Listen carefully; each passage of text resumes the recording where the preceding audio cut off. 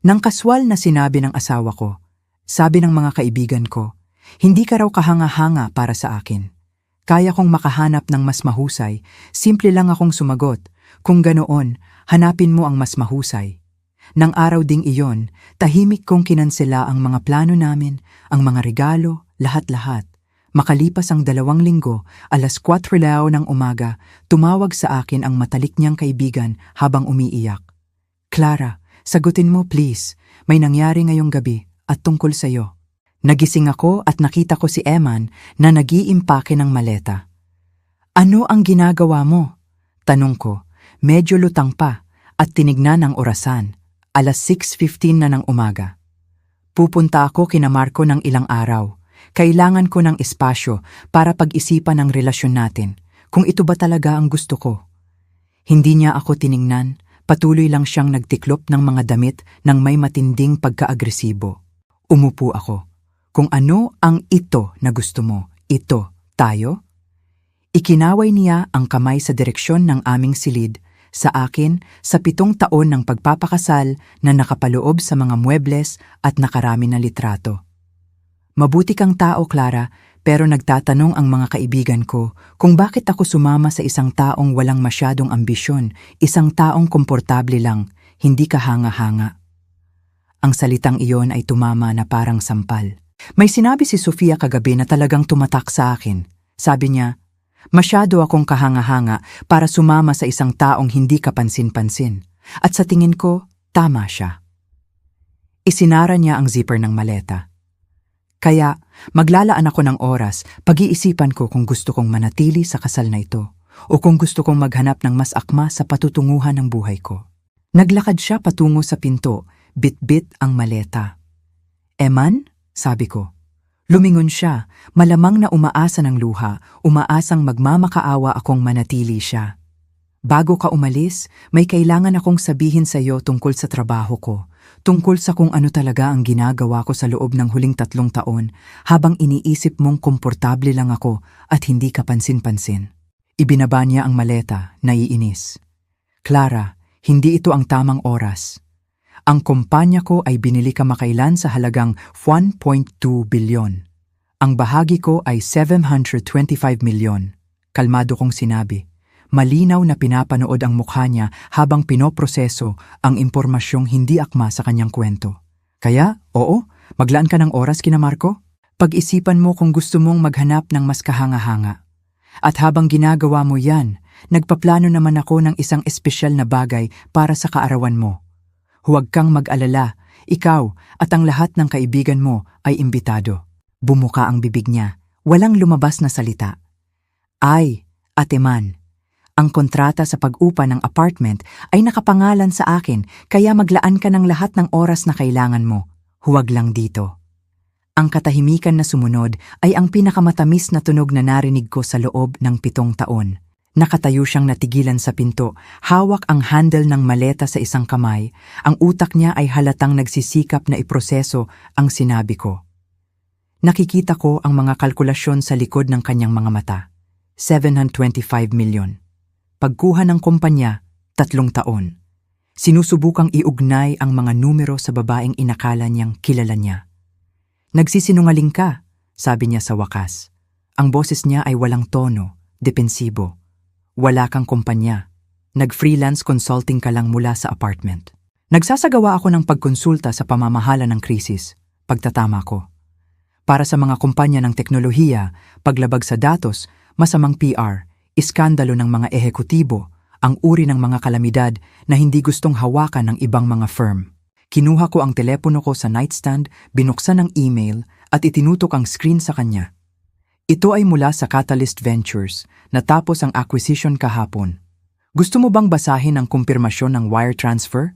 Hindi siya gumalaw, hindi kinuha ang telepono. Nakatingin lang siya sa akin na parang bigla akong nagsalita ng wikang hindi niya maintindihan. Ang business partner ko ay si Maya Chin. Sinimulan namin ang firm 3 taon na ang nakalipas, halos kasabay ng pagkuha mo ng promosyon na ipinagmamalaki mo.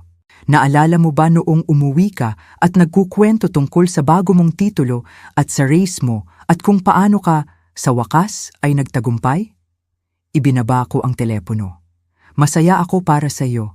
Ipinagluto kita ng paborito mong hapunan. Pinakinggan kitang magkwento tungkol sa tagumpay mo sa loob ng 2 oras.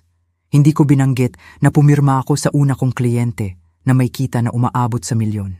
Bakit? Ang salita ay lumabas na parang nasakal. Bakit hindi mo sinabi sa akin? Pinag-isipan ko iyon. Talagang pinag-isipan ko.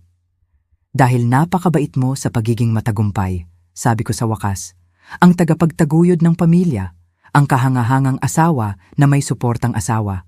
At talagang naisip ko, na ang pagpapaubaya sa iyo ng kwentong iyon ay ang ginagawa ng isang mabuting asawa.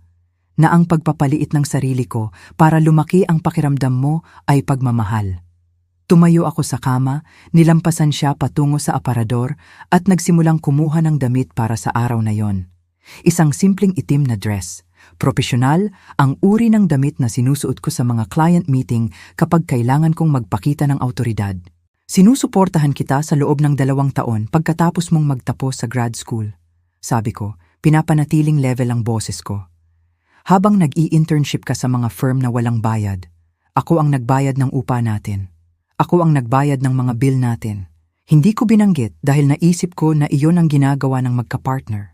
Nakatayo pa rin si Eman sa pinto, maputla na ngayon, ang maleta ay nakalimutan na nakabitin sa kanyang kamay. Noong nakaraang taon, nang nag-restructure ang firm mo at pinutol ang sweldo mo, sinagot ko ang kakulangan. Nahihiya ka, kaya hindi ko na pinalaki ang issue.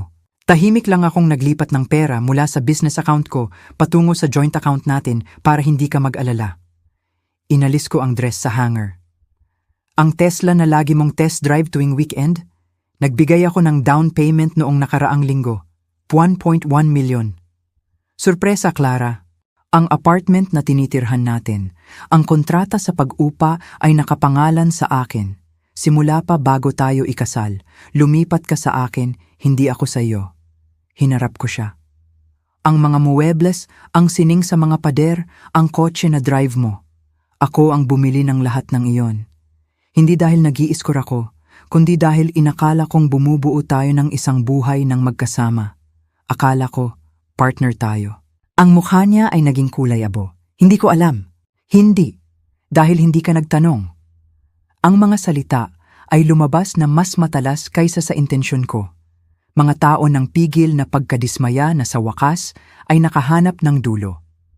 Sa loob ng 7 taon ng pagpapakasal, hindi mo man lang ako tinanong kung ano talaga ang ginagawa ko, kung ano ang mahalaga sa akin, kung ano ang binubuo ko.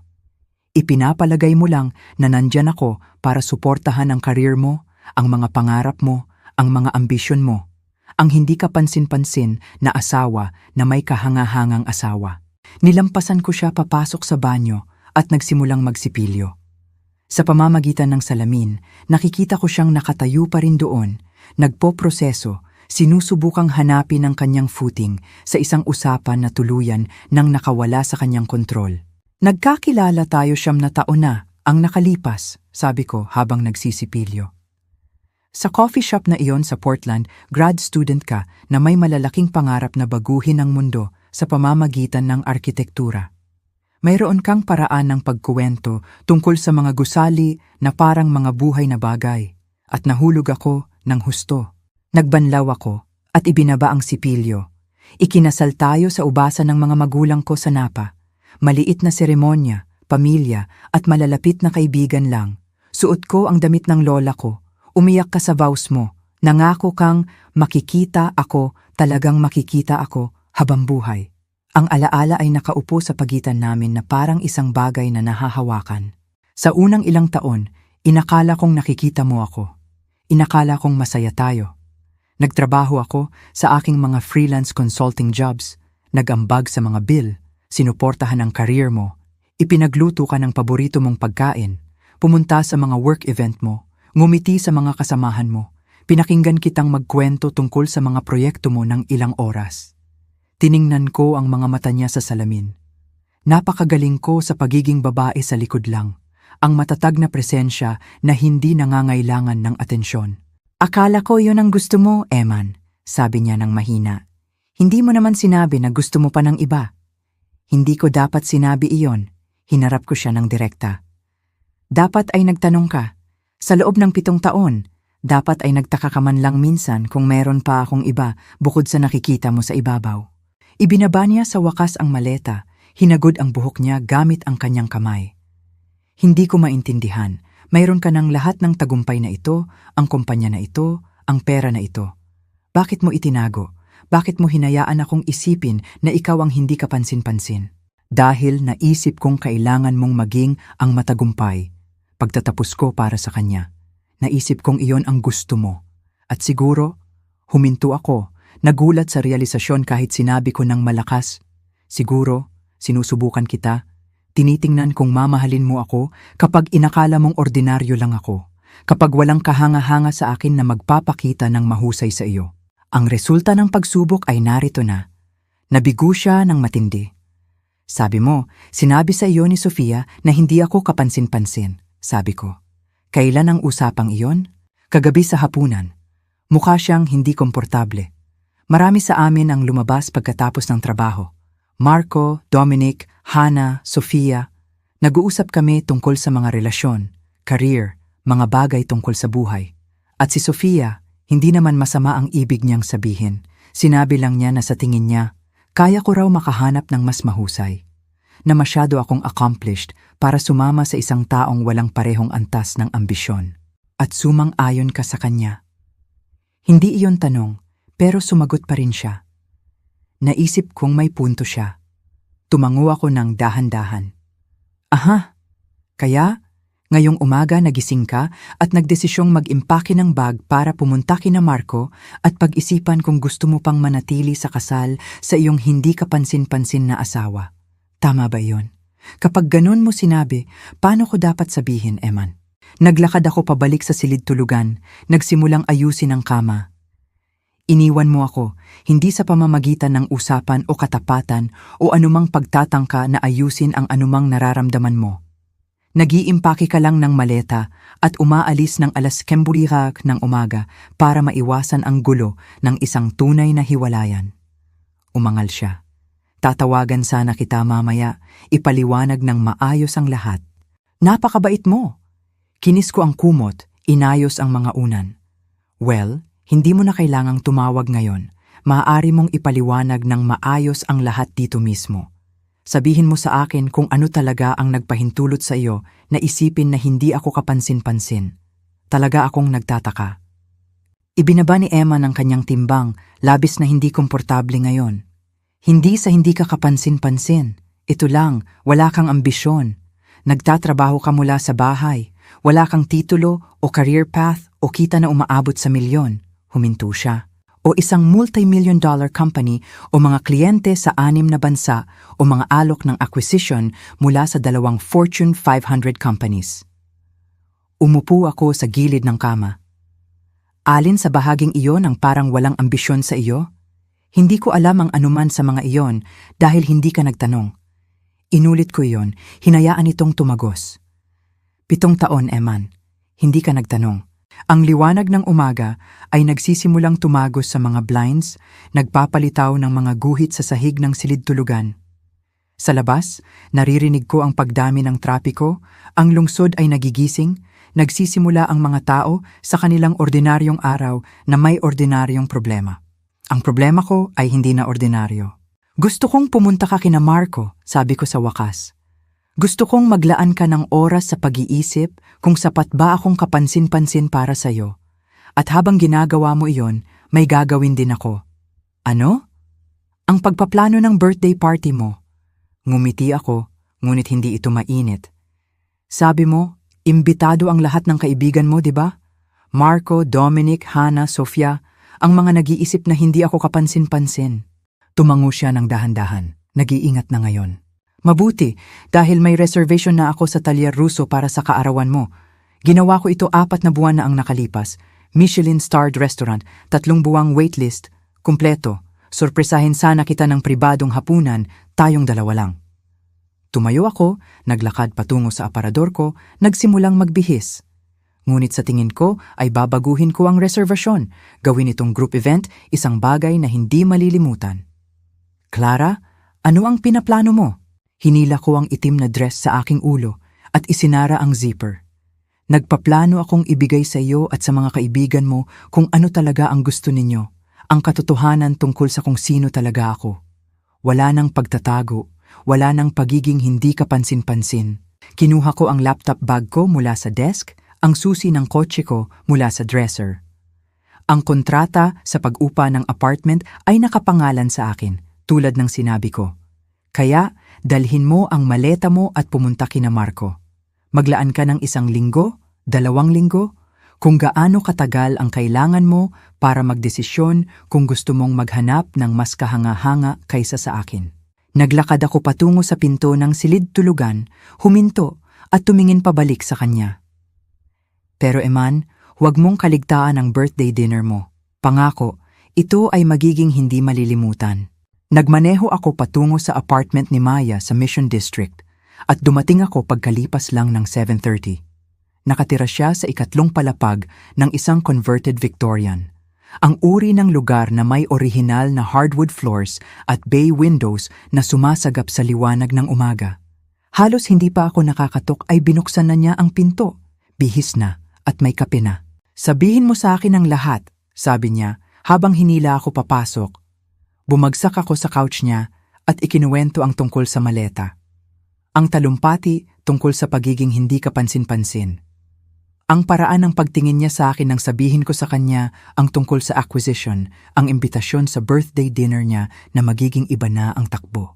Nakikinig si Maya nang hindi nagpapaputol, ang ekspresyon niya ay nagpapalit mula sa pagkagulat patungo sa galit, patungo sa isang bagay na halos tingnan na vindication.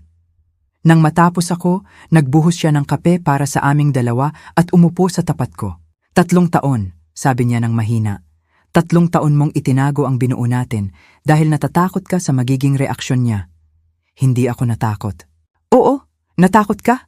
Natakot kang baka gumaan ang pakiramdam niya? Na baka bantaan ka niya? Na baka hindi niya kayanin ang magkaroon ng asawang mas matagumpay kaysa sa kanya? Ibinaba niya ang kanyang tasa.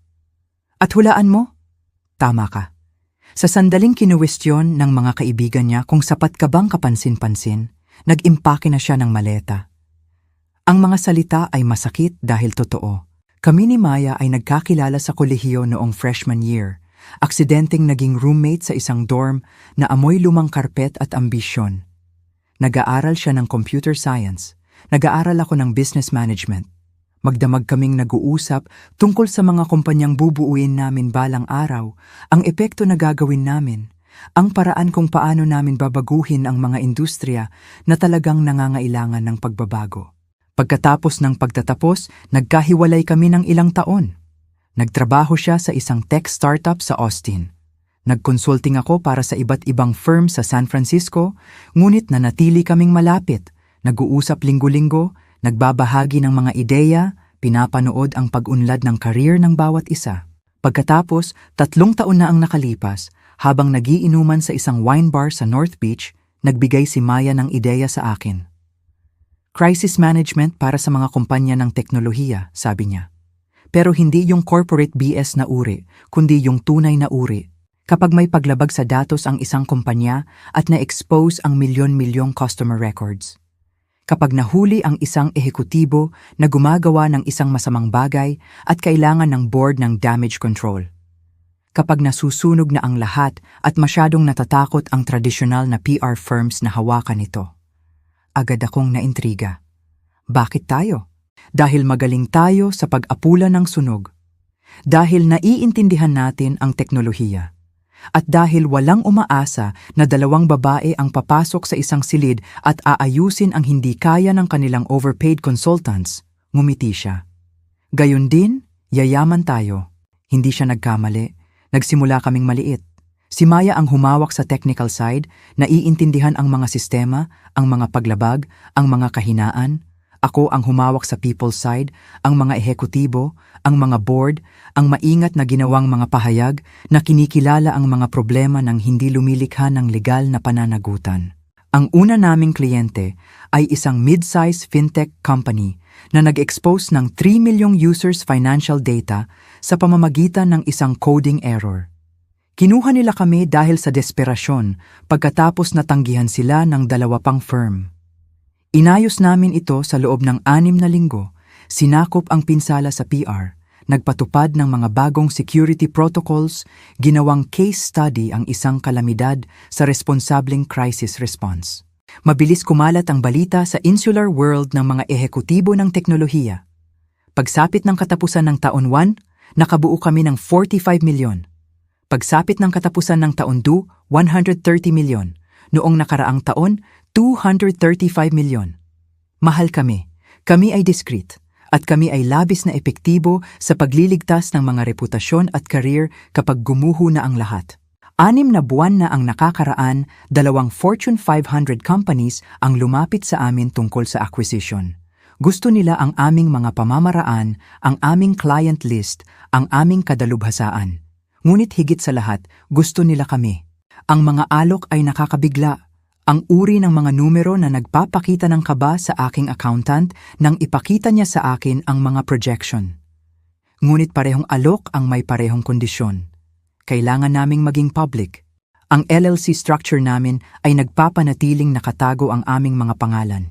Nag-aalok ng anonymity sa mga kliyenteng pinahahalagahan ang pagiging discretion higit sa lahat. Ngunit kung gusto namin ng 8-figure payouts, kailangan naming maging ang mga pampublikong mukha ng binuo namin. Nagalinlangan ako sa loob ng ilang buwan. Sinabi ko kay Maya na kailangan ko pa ng oras, na hindi pa ako handa, na ang pagiging public ay magpapagulo sa mga bagay sa bahay.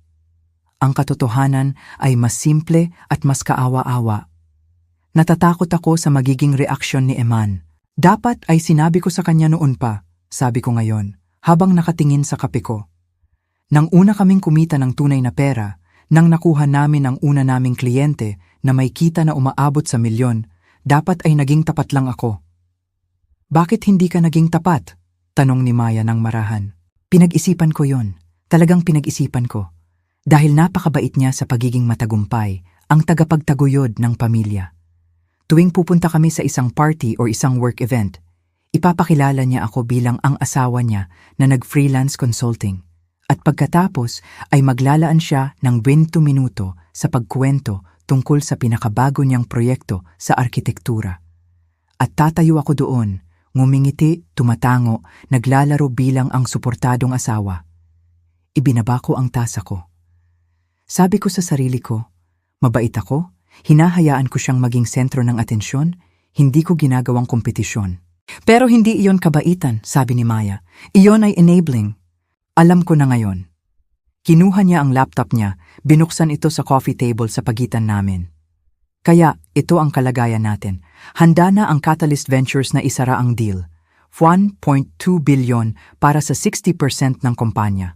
Ang bahagi mo pagkatapos hatiin ay 725 milyon. Ganon din ang sa akin.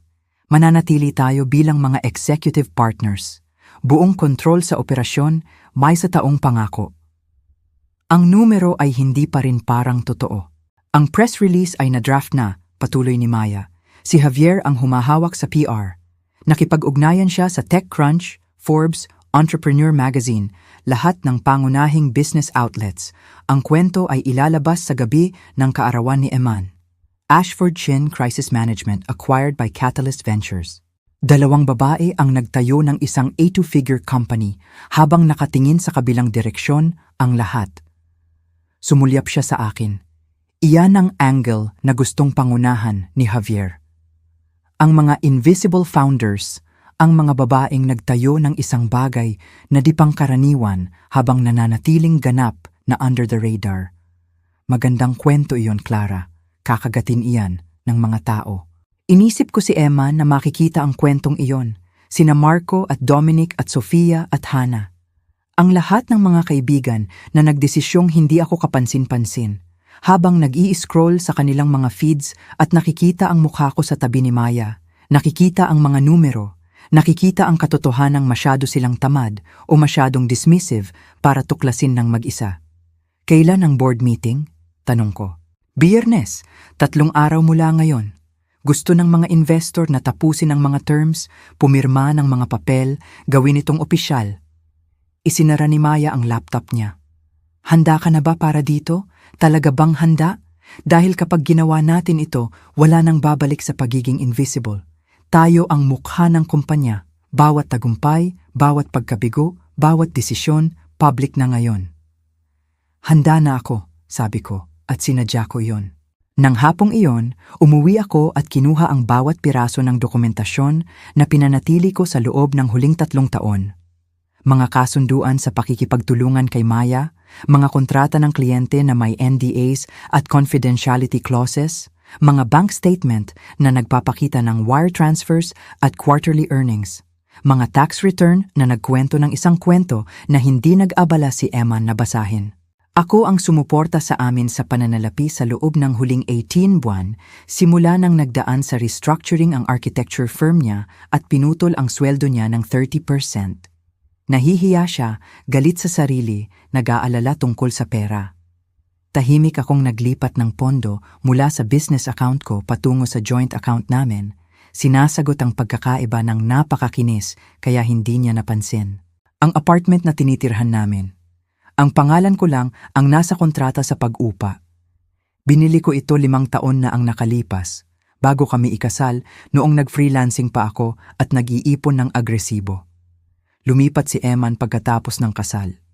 Hindi namin naisip na palitan ang mga papeles, ang mga muebles, ang sining sa mga pader, ang mamahaling coffee maker na ginagamit niya tuwing umaga. Ako ang bumili ng lahat ng iyon. Hindi dahil nag-i-score ako, kundi dahil may pera ako at may student loans siya na binabayaran pa niya. Ang kotse na drive niya, ang laptop na ginagamit niya sa trabaho, ang mga tailored suit na mahusay kuhanan ng litrato sa mga client meeting. Lahat ng iyon ay pinunduhan ng hindi kapansin-pansin na asawa na nagko-freelance consulting mula sa bahay. Gumawa ako ng mga kopya ng lahat, inorganisa ito ayon sa pagkakasunod-sunod, lumikha ng isang simpleng presentasyon na may malilinis na slide at hindi mapag-aalinlanganang mga numero. Pagkatapos ay binuksan ko ang folder na binansagan kong Suporta. 2 taon na ang nakalipas nang nagtapos si Emman at nagsimulang maghanap ng trabaho. 2 taon ang pagbabayad ng upa habang nag-i-internship siya sa mga firm na walang bayad ngunit nangako ng karanasan. Ang 850,000 na ipinahiram ko sa kanya para sa profesional na kagamitan sa kamera, high-end gear para sa architectural photography na magpapatangi sa kanyang portfolio. Nangako siyang babayaran ako kapag nakuha niya ang una niyang tunay na paycheck. 4 na taon na iyon ang nakalipas. Hindi na namin ito tinalakay muli. Ang 450,000 na website redesign ng isang profesional na developer na nagpaganda at nagpasupistikado sa online portfolio ni Emman. Ang 170,000 na ginastos ko para sa kanyang membership sa American Institute of Architects. Ang hindi mabilang na mga hapunan at client lunch na pinunduhan ko habang siya ay nagne-networking at nagtatayo ng mga koneksyon. Hindi ko naisip na nag-i-score ako. Naisip ko iyon bilang pakikipagtulungan, bilang pamumuhunan sa aming pinagsasaluhang kinabukasan, bilang ang invisible work na nagpapanatili sa mga relasyon at kabahayan. Ngunit tinitingnan ang mga numero ngayon, nakakalat sa desk ko sa malinis na mga column ng debits at credits, natanto kong sinusuportahan ko ang higit pa sa karir niya. Sinusuportahan ko ang kanyang ego, pinupunduhan ang katang-isip na siya ang matagumpay, ang kapansin-pansin, ang mapagbigay na asawa na naging mabait na pakasalan ang isang ordinaryo. Nagbuzz ang telepono ko. Isang text mula kay Emman. Can we talk? I've been thinking about what you said. Tinitigan ko ang mensahe ng matagal. Pagkatapos ay nag-type ako pabalik. Not yet. Enjoy your time at Marco's place. We'll talk at your birthday dinner. Isa pang buzz, halos agad. About that. Maybe we should cancel the dinner. Keep this between us. Ngumiti ako sa screen. Nagsisimula na siyang maintindihan na may darating. Nagsisimula nang maramdaman ang unang mga pagyanig ng lindol na malapit ko nang palitawin. No, nag-type ako pabalik. Your friends were instrumental in helping you see how unremarkable I am. They deserve to be there when you find someone better. Dinner is still on. Saturday 8 p.m. Talyer Russo. Don't be late. Ipinatahimik ko ang telepono ko at bumalik sa aking dokumentasyon. 3 araw hanggang sa board meeting. 10 araw hanggang sa kaarawan ni Eman. 10 araw hanggang sa malaman ng lahat ng tumawag sa akin na hindi kapansin-pansin kung ano talaga ang masyado silang bulag para makita. Binuksan ko ang reservation para sa Talyer Russo sa laptop ko at kinlik ang pindutan ng modification. Binago ang sukat ng party mula 2 hanggang 12. Nagdagdag ng note na humihiling ng semi-private dining room na may kakayahan sa presentasyon. Pagkatapos ay tinawagan ko ng direkta ang restaurant. Ito si Clara Ashford. May reservation ako para sa ika-15. Gusto kong gumawa ng ilang espesyal na pagsasaayos. Ang matreseda sa Talyer Russo ay isang babaeng nagngangalang Corazon. Makapal pa rin ang French accent sa kabila ng 20 taon sa San Francisco. Pinakinggan niya ang mga hiling ko nang may sanay na neutrality ng isang taong nakakita na ng lahat. Ang semi-private dining room. Opo, may availability kami para sa petsa ninyo at gusto ninyo ng kagamitan sa presentasyon? Isang screen at connection para sa laptop ko. Hindi detalyado, malinis at profesional lang. Siyempre, at ang menu, ang chef's tasting menu, lahat ng 12 guest, wine pairings. Huminto ako. At Corazon, kailangan ko ng ganap na discretion. Ang guest of honor ay hindi alam ang tungkol sa mga modification na ginagawa ko. May kumislap sa kanyang ekspresyon. Pagkamausisa siguro o pagkilala sa isang kwento na narinig niya na ang mga variation noon. Natural, Miss Ashford. Ipinagmamalaki namin ang aming discretion. Ibinaba ko ang tawag at agad na nag-buzz ang telepono ko ng isang text mula kay Eman, ang una sa kung ano ang magiging marami. This is crazy. Can we please just talk? Itinuon ko ang telepono pababa sa desk ko at bumalik sa trabaho. Sa loob ng susunod na 3 araw, ang mga mensahe ay dumating ng sunod-sunod. 19 text.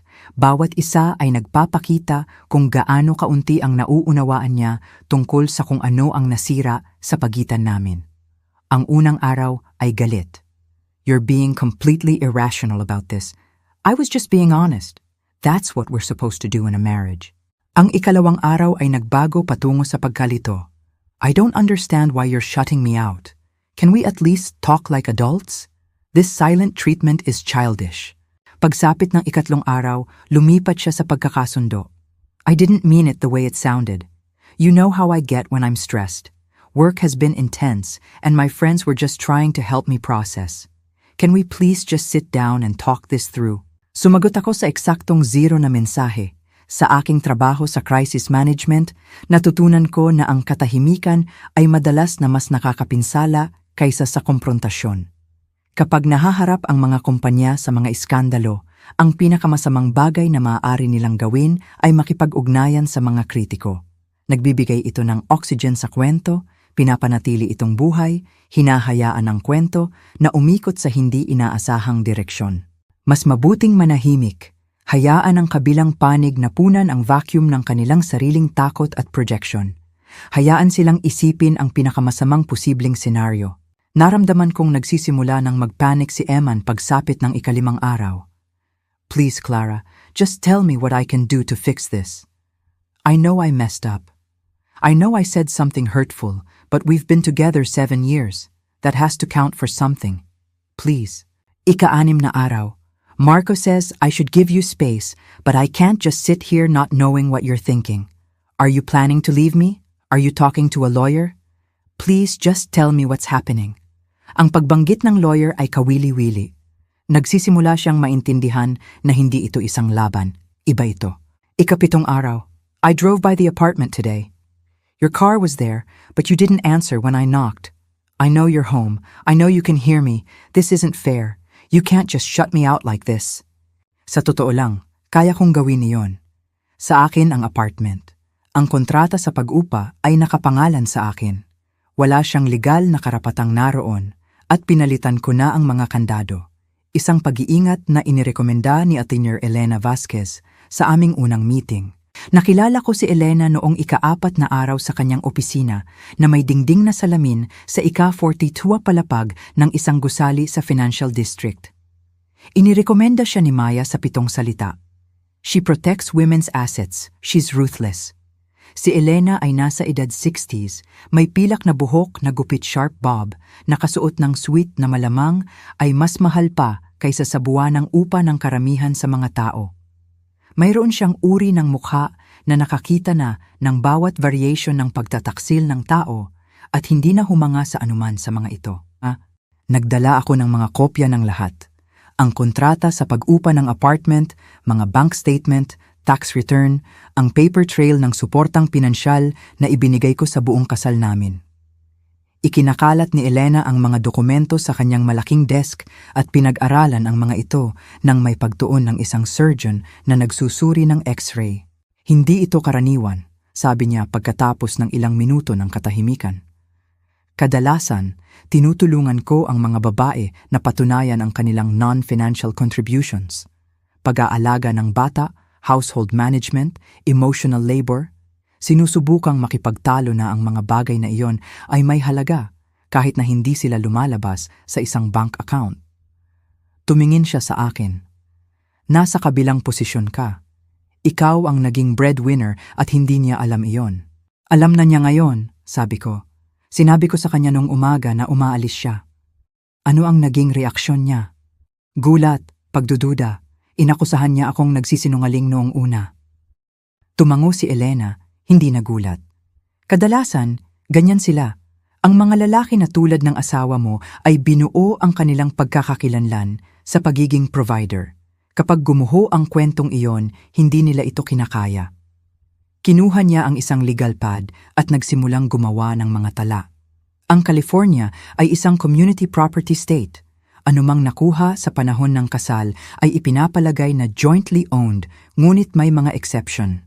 Tinuruan niya ako sa mga detalye. Sa akin ang apartment, nakuha bago ikasal, hindi kailanman binago ang kontrata sa pag-upa. Iyon ay separate property. Mas komplikado ang negosyo ko. Sinimulan namin ni Maya ito sa panahon ng kasal ko na nangangahulugang si Eman ay posibleng mag-claim ng isang bahagi ng halaga nito. Ngunit, sabi ni Elena, habang tinatapik ang panulat niya sa pad, kung mapapatunayan mo na binuo mo ang negosyo gamit ang sarili mong paggawa at kapital at wala siyang ginawang kontribusyon sa tagumpay nito, mayroon kang matibay na argumento para panatilihin itong separate. Mayroon ka bang dokumentasyon kung paano mo pinunduhan ang startup costs? Ang lahat ay nagmula sa personal kong ipon mula pa bago kami ikasal. Mabuti. At nag-ambag ba siya sa pananalapi sa negosyo, nag-invest ng pera, nagbigay ng utang? Hindi. Hindi nga niya alam na umiiral ito hanggang 4 na araw na ang nakalipas. Nagbigay si Elena ng maliit na ngiti. Mas mabuti pa. Paano ang career niya? Sinusuportahan mo ba siya sa pananalapi habang binubuo niya ang kanya? Ikinuwento ko sa kanya ang tungkol sa 2 taon ng pagbabayad ng upa, ang utang para sa kagamitan, ang website design, ang professional na membership at networking events. Idokumento ang lahat ng iyon, sabi ni Elena. Mga petsa, halaga, anumang nakasulat na komunikasyon tungkol sa pagbabayad.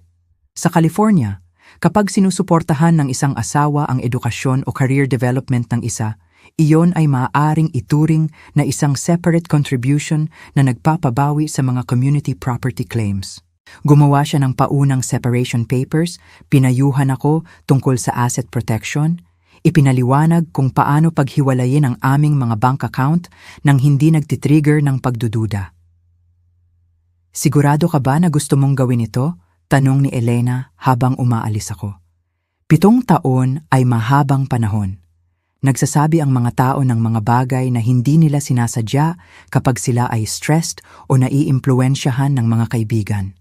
Minsan, ang marriage counseling ay maaaring, ang 7 taon ng pagiging invisible ay sapat na, sabi ko. Tinitigan ako ni Elena sandali, pagkatapos ay tumango. Sige, ihahanda ko ang mga papel sa simula ng susunod na linggo. Pero Miss Ashford, kapag nag-file ka, wala nang babalikan. Siguraduhin mo na ito talaga ang gusto mo. Inisip ko ang maleta ni Eman, ang kaswal na kalupitan ng pagtawag sa akin na hindi kapansin-pansin. Ang 7 taon ng pagpapaliit ng sarili ko para lumaki ang pakiramdam niya. Ito ang gusto ko, sabi ko. Noong 8 araw, nakipagkita ako kay Javier sa isang cafe sa Mission. Nandyan na siya nang dumating ako, nakaupo sa isang corner table na may bukas na laptop at 2 kape na naghihintay. Si Javier ay nasa maagang 40s, laging nakasuot na parang galing lang sa isang meeting, kasama ang mahahalagang tao na kadalasan ay totoo. Binuo niya ang kanyang career sa pamamahala ng mga product launch para sa mga kumpanya ng teknolohiya. Ang uri ng maingat na pagtatayo ng kwento na nagpapalit sa mga software release sa mga cultural moment. Sa wakas, ginagawa mo na, sabi niya nang umupo ako. Ang pagiging public sa binuo mo. Ipinaliwanag ko ang sitwasyon. Ang pagtatapos ng kasal, ang pagsasara ng acquisition sa wala pang 2 linggo, ang birthday dinner na pinaplano ko para kay Eman at sa mga kaibigan niya. Nakikinig si Javier nang hindi nagpapaputol. Ang ekspresyon niya ay nagpapalit mula sa pagkadismaya patungo sa isang bagay na halos tingnan na paghanga. Maselan ito, sabi niya nang matapos ako. Hindi natin ito maaaring gawing parang inanunsyo mo ang acquisition para ipahiya ang asawa mo. Kailangan itong tungkol sa negosyo, tungkol sa iyo, at kay Maya na pumapasok sa inyong kapangyarihan. Ang personal na bagay, ang kasal, ang birthday dinner, mananatili itong personal. Hindi ko siya sinasadyang ipahiya, sabi ko. Naiinip na lang akong magtago. Alam ko, pero hindi ito ganun tingnan ng press kung hindi tayo mag-iingat. Gagawin nila itong tungkol sa paghihiganti, tungkol sa isang galit na asawa na bumabalik sa asawa niya. Hindi iyon ang kwento na gusto natin. Kinuha niya ang isang draft press release sa laptop niya. Ashford Chin Crisis Management, acquired by Catalyst Ventures. 2 women built an 8-figure company while everyone was looking the other way. Pinangungunahan natin ang tagumpay sa negosyo, ang innovation. Ang katotohanan na ikaw ang humahawak sa ilan sa pinakamalaking krisis sa teknolohiya sa huling 3 taon at walang nakakaalam ng mga pangalan ninyo. Iyon ang kwento. Kailan ito ilalabas? Iniisip ko, Sabado ng gabi, 11 p.m., pagkatapos ng hapunan mo. Sumulyap siya sa akin. Nagbibigay iyon sa iyo ng moment mo kasama si Eman at ang mga kaibigan niya. Pagkatapos, habang pinoproseso nila ang sinabi mo sa kanila, tatama ang press release. Pagsapit ng umaga, nasa lahat ng dako na ito, mga tech blog, business news, LinkedIn. Ang kwento ay magiging tungkol sa tagumpay mo, hindi tungkol sa kasal mo. Maaari mo bang i-coordinate sa Forbes? Na-coordinate na sa TechCrunch. Nagugutom sila para sa kwentong ito. Secret female founders na nagtayo ng isang bagay na malaki. Iyan ay catnip para sa business press ngayon. Isinara niya ang laptop niya. Pero Clara, kailangan mong maintindihan ang isang bagay. Kapag visible ka na, hindi ka na makakabalik sa pagiging invisible. Magkakaroon ng mga opinyon ang mga tao tungkol sa iyo, tungkol sa negosyo mo, tungkol sa kasal mo. Sasasain nila ang buhay mo sa social media. Handa ka na ba para doon? Inisip ko ang huling 7 taon, ang pagpapakilala sa sarili ko bilang asawa ni Eman sa mga party at panunood sa mga mata ng mga tao na nagiging blangko sa kawalan ng interes sa sandaling malaman nila na nagko-consulting lang ako. Ang pagiging kahanga-hanga ng patago dahil natatakot ako sa kung ano ang halaga ng visibility. Handa na ako, sabi ko. Noong ika-14 na araw, ang umaga ng kaarawan ni Eman, nagising ako ng 5:00 a.m. sa isang email mula kay Maya na may subject line, "We did it, wire transfer confirmed, we're rich." 725 milyon ang pumasok lang sa account mo. Check it. Oh, wait. Kinuha ko ang aking banking app nang nanginginig ang mga kamay. Nandyan ang numero. Hindi maikakaila. 7 figure na sinusundan ng mas maraming figure kaysa sa nakita ko sa aking personal na account. Naghintay ako ng euphoria, ng luha, ng ilang malaking cinematic moment ng tagumpay. Ngunit naramdaman kong kalmado, malinaw, na parang naglalakad ako sa ulap sa loob ng 7 taon. At may nagbukas sa wakas ng araw. Hindi ang pera ang punto. Ang punto ay nakabuo ako ng isang bagay na totoo habang nakatingin sa kabilang direksyon ang lahat. Pinatunayan ko sa sarili ko kung wala sa iba na ang pagiging kahanga-hanga ay hindi isang bagay na desisyon ng ibang tao tungkol sa iyo. Tumayo ako sa kama at naglakad patungo sa aparador ko. Kinuha ang midnight blue silk dress na binili ko noong nakaraang linggo, lalo na para sa gabing ito. Simpleng gupit, mamahaling tela, ang uri na bumubulong sa halip na sumisigaw. Naligo ako, nag-makeup, inayos ang buhok ko. Nang tumingin ako sa sarili ko sa salamin, halos hindi ko nakilala ang babaeng nakatingin pabalik. Hindi dahil iba ang itsura ko, kundi dahil iba ang pakiramdam ko. Naroroon. Tapos na sa paglalaho. Nag-buzz ang telepono ko. Isa pang text mula kay Eman. See you tonight. Ngumiti ako sa screen at nag-type pabalik, 8:00 p.m. Don't be late. Dumating ako sa Talyer Russo ng 7:45. Nag-parking sa structure sa tapat ng kalye. Ang hangin ng gabi ay malamig, tipikal para sa San Francisco. Sa huling bahagi ng Setyembre, dala ang amoy ng asin at ulap mula sa bay. Naglakad ako ng 2 block patungo sa restaurant. Ang takong ko ay tumutunog sa semento sa isang matatag na ritmo na parang isang countdown. Ang labas ng restaurant ay understated. Isang plakang tansulang sa tabi ng isang madilim na pinto ng kahoy. Ang uri ng lugar na hindi kailangang mag-anunsyo dahil alam na ng lahat ng mahalaga kung nasaan ito. Nilampasan ko ito ng 12 ng beses kasama si Eman sa loob ng mga taon. Pinapanood siyang bumagal tuwing. Ang mga mata niya ay nakatingin sa mga mag-asawang nawawala sa pinto patungo sa anumang magic na naghihintay sa loob. Someday, sasabihin niya, when I really make it, we'll go there. Ginawa ko ang reservation 4 na buwan na ang nakalipas, noong inakala ko pa na may ibig sabihin tayo. Si Corazon ay naghihintay sa loob, elegant sa itim. Ang kanyang French accent ay makapal pa rin sa kabila ng alam kong 20 taon sa San Francisco. Nakilala niya ako agad. Nag-usap kami sa telepono ng 3 beses sa nakaraang linggo, tinatapos ang mga detalye. Miss Ashford, sabi niya, habang iniabot ang kanyang kamay. Ang lahat ay inihanda ng eksakto tulad ng hiniling ninyo. Salamat, Corazon. Inihatid niya ako sa pangunahing dining room, lampas sa mga table ng mga bihis na mag-asawa na nag-uusap ng mahina habang umiinom ng alak na mas mahal ang bawat bote kaysa sa lingguhang grocery ng karamihan sa mga tao. Dumaan kami sa isang koridor na may linya ng itim at puting mga litrato ng mga pamilihan ng pagkain sa Paris. Pagkatapos ay sa isang pinto, papasok sa semi-private dining room na nireserve ko. Ito ay perpekto. Ang table ay inihanda para sa 12, ang mga champagne flute ay sumasagap sa liwanag mula sa mga Edison bulb sa itaas. Ang mga menu ay nakalagay na. Nauna kong pinili ang chef's tasting menu, 7 course, wine pairings sa bawat isa. Sa sulok, discreet ngunit visible, ay ang screen at projector na hiniling ko. Nakakonekta na sa Wi-Fi network ng restaurant. Ang kagamitan sa presentasyon ay handa, sabi ni Corazon. Makakakonekta kayo ng direkta mula sa laptop ninyo at na-brief ko na ang sommelier. Ibubuhos ang champagne kapag nagbigay kayo ng senyas. Kinuha ko ang laptop ko, sinubukan ang koneksyon. Lumabas ang unang slide sa screen, isang simpleng title slide na may logo ng kumpanya ko. Nag-advance ako sa presentasyon ng mabilis, sinisigurado na maayos ang lahat.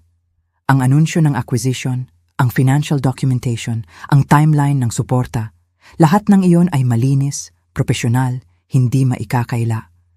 Perpekto, sabi ko, idiniskonekta ito. Kukonekta ako kapag handa na ako. Sasali ba kayo agad sa party o mas gusto ninyong maghintay sa bar? Ang bar, sabi ko, gusto kong panoorin silang dumating. Inihatid ako ni Corazon pabalik sa pangunahing silid at inupuan ako sa dulong bahagi ng bar, nakaposisyon para makita ko ang pasukan at ang koridor na patungo sa pribadong dining room. Naglagay siya ng isang baso ng sparkling water sa harap ko nang hindi nagtatanong. Para sa kalinawan, sabi niya ng mahina, at pinahahalagahan ko ang pag-unawa niya. Kailangan kong maging malinaw ngayong gabi. Naroroon para sa bawat sandali ng kung ano ang malapit ng mangyari. Ang unang mga guest ay dumating ng 7:53. Sina Marco at Dominic, mga college roommate ni Eman. Pareho silang nakasuot ng suit na sumisigaw ng finance money. Si Marco ay tumaba simula nang huli ko siyang nakita sa isang barbecue 2 tag-init na ang nakalipas. Si Dominic ay nagpakalbo, malamang na sinusubukang unahan ang pagkakalbo na malinaw na nananalo. Lumingon sila nang may pagkalito, tinitingnan ang kanilang mga telepono, nagkukumpara ng mga note. Sa pamamagitan ng bintana, pinanood ko silang magpakita sa isa't isa ng kanilang mga text message, mga imbitasyon na ipinadala ko mula sa isang hindi kilalang numero na nagkiklaim na galing kay Eman. Malinaw silang binati ni Corazon, kinumpirma na narito sila para sa Ashford party at inihatid sila sa pribadong dining room. Pinanood ko ang kanilang mga mukha habang lumalampas sila. Pagkamausisa, kawalan ng katiyakan, ang simula ng social anxiety na nagmumula sa hindi pagkaalam kung ano ang role na dapat mong gampanan. Si Hannah ang dumating kasunod ng 7:57, kasamahan ni Eman mula sa Morrison and Associates. Nakilala ko siya ng eksaktong 3 beses sa 7 taon. 2 beses sa mga company holiday party at minsan sa isang hapunan na nagdiriwang ng promosyon ni Eman. Siya ang uri ng babae na nagdadamit na parang laging papunta sa isang mahalagang meeting. Matalim na blazer, malinis na blouse, takong na nagdaragdag ng 3 pulgada, ngunit mukhang praktikal pa rin. Binati niya sina Marco at Dominic ng may uri ng propesyonal na init na hindi gaanong umabot sa tunay na pagkakaibigan. At natanto kong malamang ay hindi rin niya sila kilala ng husto. Lahat kami ay mga supporting player sa buhay ni Eman. Maingat na pinaghiwalay, kaya hindi kami nagkukumpara ng mga note. Eksaktong 8:00 pumasok si Sofia. Hindi ko pa siya nakikita ng personal, ngunit nakilala ko siya mula sa mga litrato na ipinakita sa akin ni Eman. Matangkad, blonde, ang uri ng kagandahan na mukhang mahal panatilihin.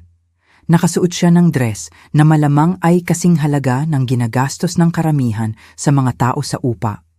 Emerald green, fitted, ang uri na humihingi ng atensyon sa anumang silid.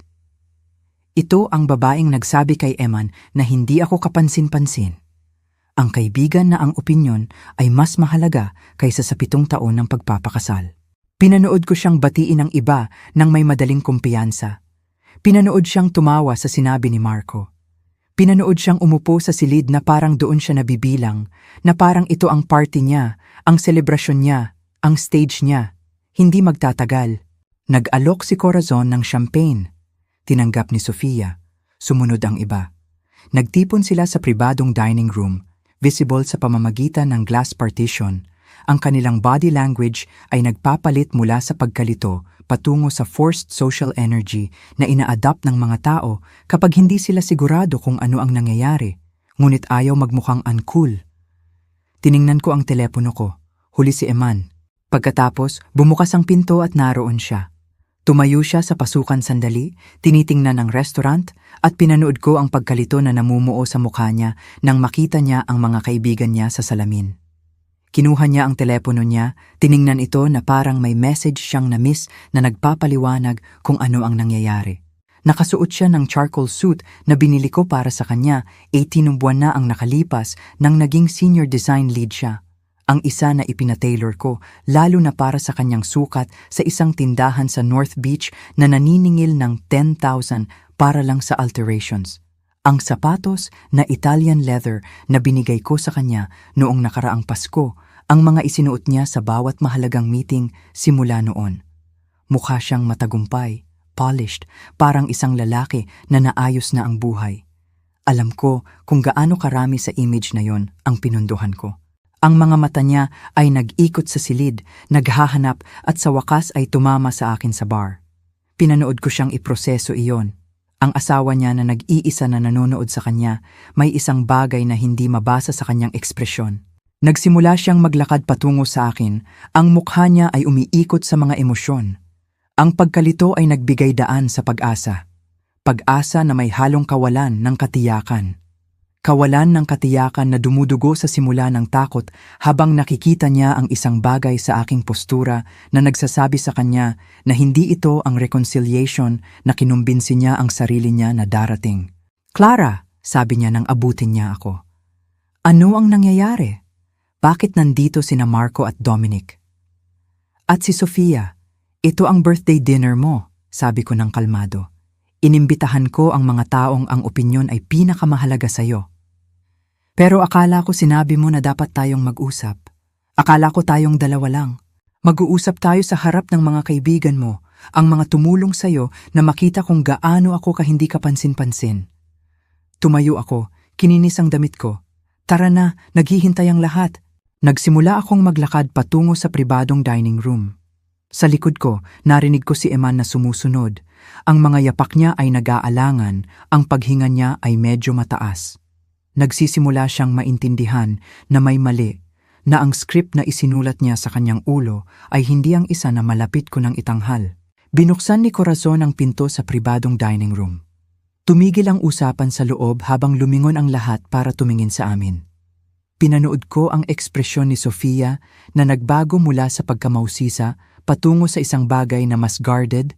Pinanood sina Marco at Dominic na nagpalitan ng tingin. Pinanood si Hannah na ibinaba ang kanyang champagne glass nang may maingat na katumpakan. Salamat sa inyong lahat sa pagdating, sabi ko, habang pumapasok sa silid ng may autoridad na karaniwan kong inilalaan para sa mga boardroom na puno ng mga panik na ehekutibo. Pakisuyo, umupo ang lahat. Gusto kong ipagdiwang ang kaarawan ni Eman kasama ang mga taong pinakamahalaga sa kanya. Pumasok si Eman sa likod ko, nalilito pa rin, nakatingin sa pagitan ng mga kaibigan niya at sa akin na parang sinusubukan niyang lutasin ang isang puzzle na may mga piraso na hindi magkasya. Clara, ano ito? Ang boses niya ay may gilid ng desperasyon. Ito ay eksaktong sinabi ko. Ang birthday dinner mo. Lumipat ako sa ulo ng table, inilalagay ang sarili ko para makita ako ng lahat ng malinaw. 2 linggo na ang nakalipas, sinabi mo sa akin na iniisip ng mga kaibigan mo na hindi ako sapat na kapansin-pansin para sa'yo, na kaya mong makahanap ng mas mahusay. Naisip ko na dapat narito ang mga kaibigan mo kapag nalaman mo kung gaano ako kakapansin-pansin. Nakita ko ang sandali na nagrehistro ito, ang paraan ng pamumutla ng mukha niya, ang paraan ng paghigpit ng mga kamay niya sa kanyang gilid. Si Sofia ay gumalaw ng hindi komportable sa kanyang upuan. Hindi ako titingnan ni Marco. Biglang naging interesado si Dominic sa menu sa harap niya. Si Hannah lang ang nakatingin ng direkta sa akin, ang ekspresyon niya ay hindi mabasa, na parang nanonood siya ng isang dula at hindi pa sigurado kung ito ba ay trahedya o komedya. Lahat ng narito ay may champagne maliban sa iyo at sa akin, sabi ko habang nakatingin kay Eman. Kukuha ba tayo ng mga baso? Napakarami nating ipagdiriwang. Tahimik na lumitaw si Corazon sa pinto. 2 champagne flute sa isang tray. Inilagay niya ang mga ito sa natitirang 2 upuan. Isa sa ulo ng table kung saan ako nakatayo, isa sa tabi nito kung saan si Eman ay natigilan pa rin. Pakisuyo, kinaway ko ang kanyang upuan. Umupo ka, ito ang party mo, pagkatapos ng lahat. Umupo siya ng dahan-dahan, na parang isang lalaki na naglalakad sa isang bitag na nakikita niya ngunit hindi maiiwasan. Ang silid ay ganap na tahimik maliban sa mahinang tunog ng champagne na ibinubuhos. Mga bula na umaakyat sa kristal, ang pag-asa ay makapal na tikman. Kinuha ko ang baso ko at ngumiti sa table na puno ng mga tao na nagdesisyon na hindi ako nagkakahalaga ng pagpansin. Magsisimula ba tayo? Ang sommelier ay lumibot sa table ng may sanay na kahusayan, pinupuno ang 12 champagne flute ng gintong likido na sumasagap sa liwanag na parang mga pangako na malapit ng masira. Nakatayo ako sa ulo ng table, ganap na walang galaw, pinapanood ang mga bula na umaakyat sa kristal, habang si Eman ay nanatiling natigilan sa pagitan ng pagtayo at pag-upo, ang kanyang pagkalito ay tumitigas sa isang bagay na mas malapit sa pangamba. Nang mapuno ang huling baso at umatras ang sommelier sa pinto, nang may diskrit na tango, hinayaan ko ang katahimikan na humaba. Hayaan itong maging hindi komportable. Hayaan ang lahat sa silid na iyon na mag-marinate sa kanilang kawalan ng katiyakan sa loob ng eksaktong 15 segundo bago ako magsalita. 2 linggo na ang nakalipas. Sinimulan ko, ang boses ko ay level at malinaw. Umuwi si Eman at sinabi sa akin na iniisip ng mga kaibigan niya na hindi ako sapat na kapansin-pansin para sa kanya, na kaya niyang makahanap ng mas mahusay. Ang mga salita ay tumama na parang mga grenade. Ang mukha ni Sofia ay nawalan ng kulay ng napakabilis, kaya naisip kong baka himatayin siya. Biglang nagpakita si Marco ng matinding interes sa napkin na nakatiklop sa kanyang plato. Ang panga ni Dominic ay humigpit. Si Hannah, ang tanging tao sa silid na mukhang talagang nagulat sa halip na may kasalanan, ay lumingon para titigan si Eman nang may ekspresyon na hindi ko mabasa. At alam nyo? Patuloy ko pinapanatili ang tono ko na parang nakikipag-usap, halos magaan. Tama siya. Hindi ako sapat na kapansin-pansin. Ako ay kapansin-pansin sa mga paraan na hindi niya inabala na mapansin. Sa mga paraan na wala sa inyo ang nag-abala na magtanong. Kinuha ko ang telepono ko, ikinonekta ito sa screen sa sulok. Lumabas ang unang slide. Malinis, profesional, hindi maikakaila. Ito ang kumpanya ko. Ashford Chin Crisis Management.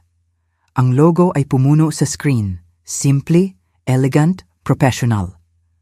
Sa loob ng 3 taon, habang kinokolekta ni Eman ang kanyang mga architecture award at ipinapakilala ako sa mga party bilang ang asawa niya na nag-freelance consulting, kami ni Maya, ang business partner ko, ay nagpapatakbo ng isang boutique crisis management firm na nagpapakadalubhasa sa mga kumpanya ng teknolohiya. Nag-advance ako sa susunod na slide. Isang listahan ng mga serbisyo na maingat na sinabi upang protektahan ang confidentiality ng kliyente, ngunit sapat na tiyak upang maihatid ang saklaw.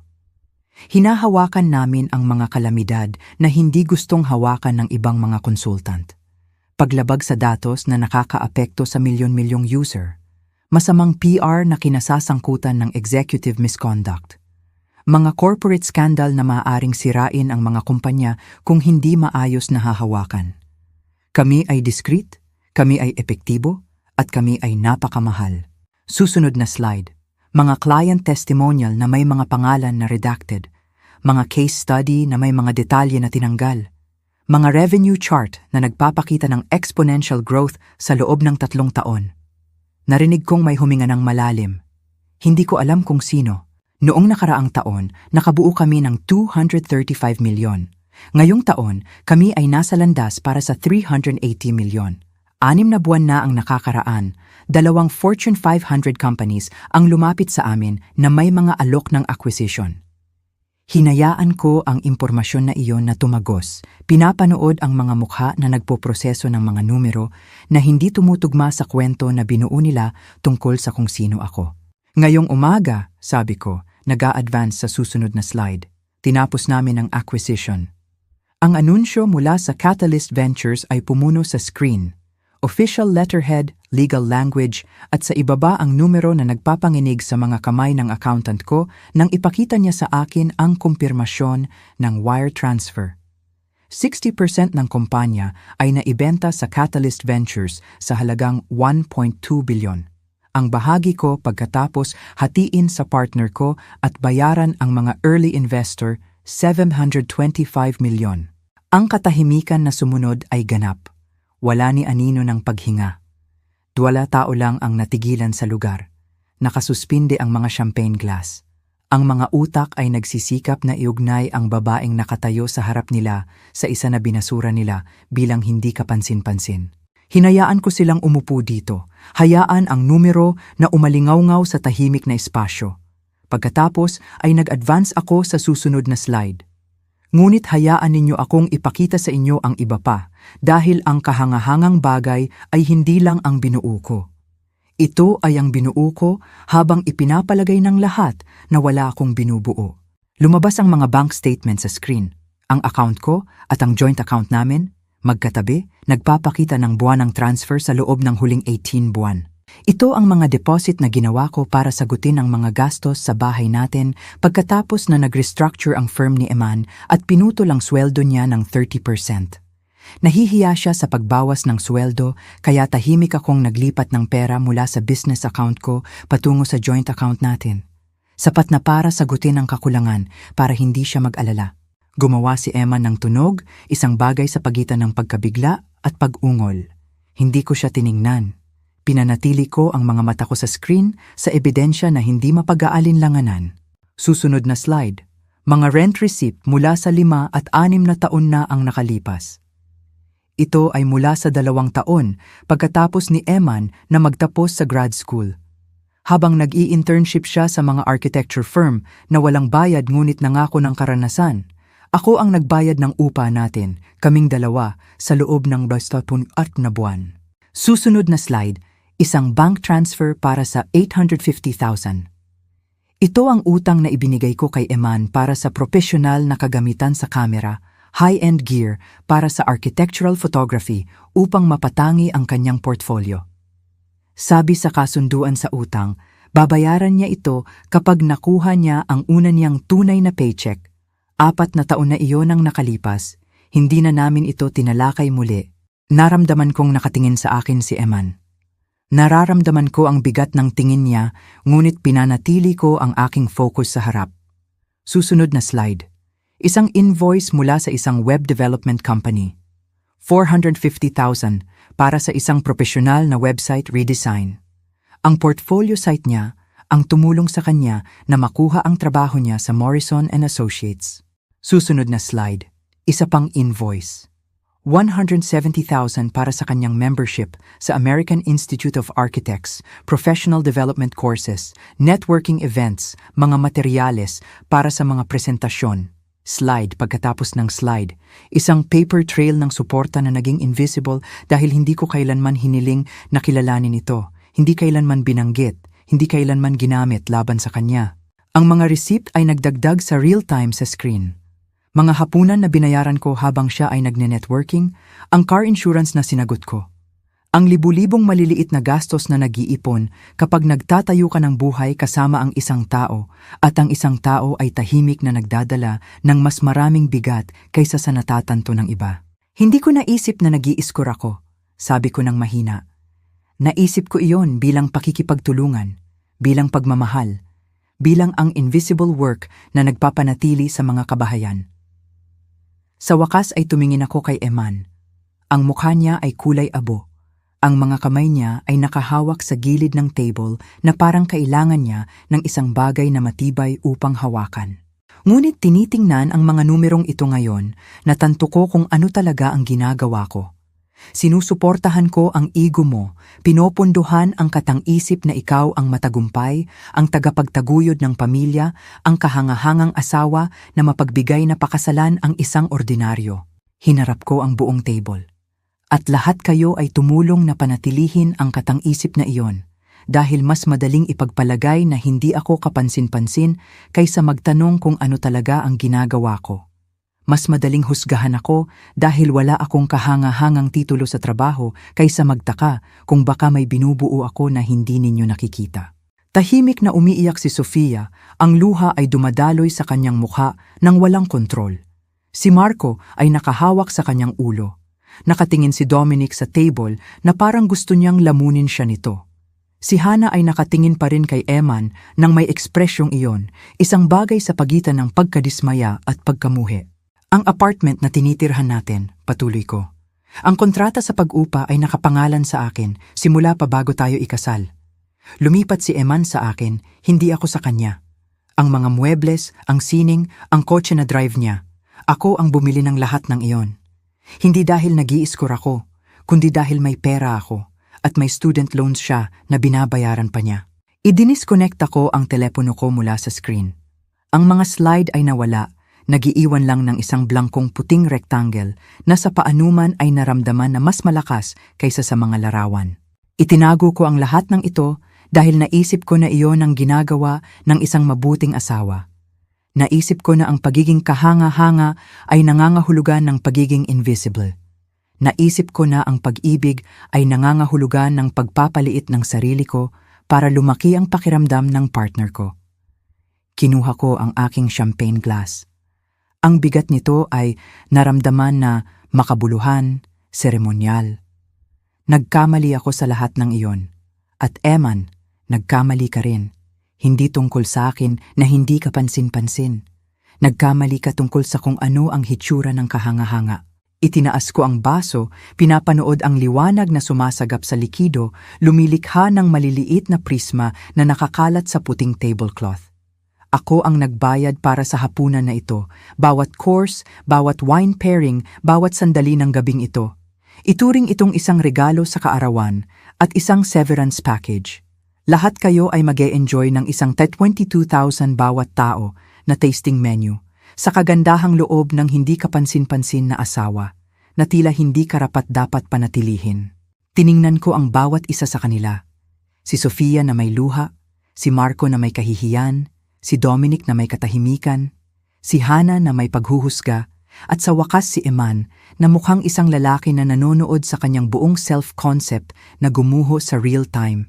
Para sa paghahanap ng mas mahusay, sabi ko, ang boses ko ay matatag, malinaw, pangwakas. Naway matutunan ninyo sa huli ang pagkakaiba sa pagitan ng kung ano ang kahanga-hanga at kung ano ang visible lang. Uminom ako.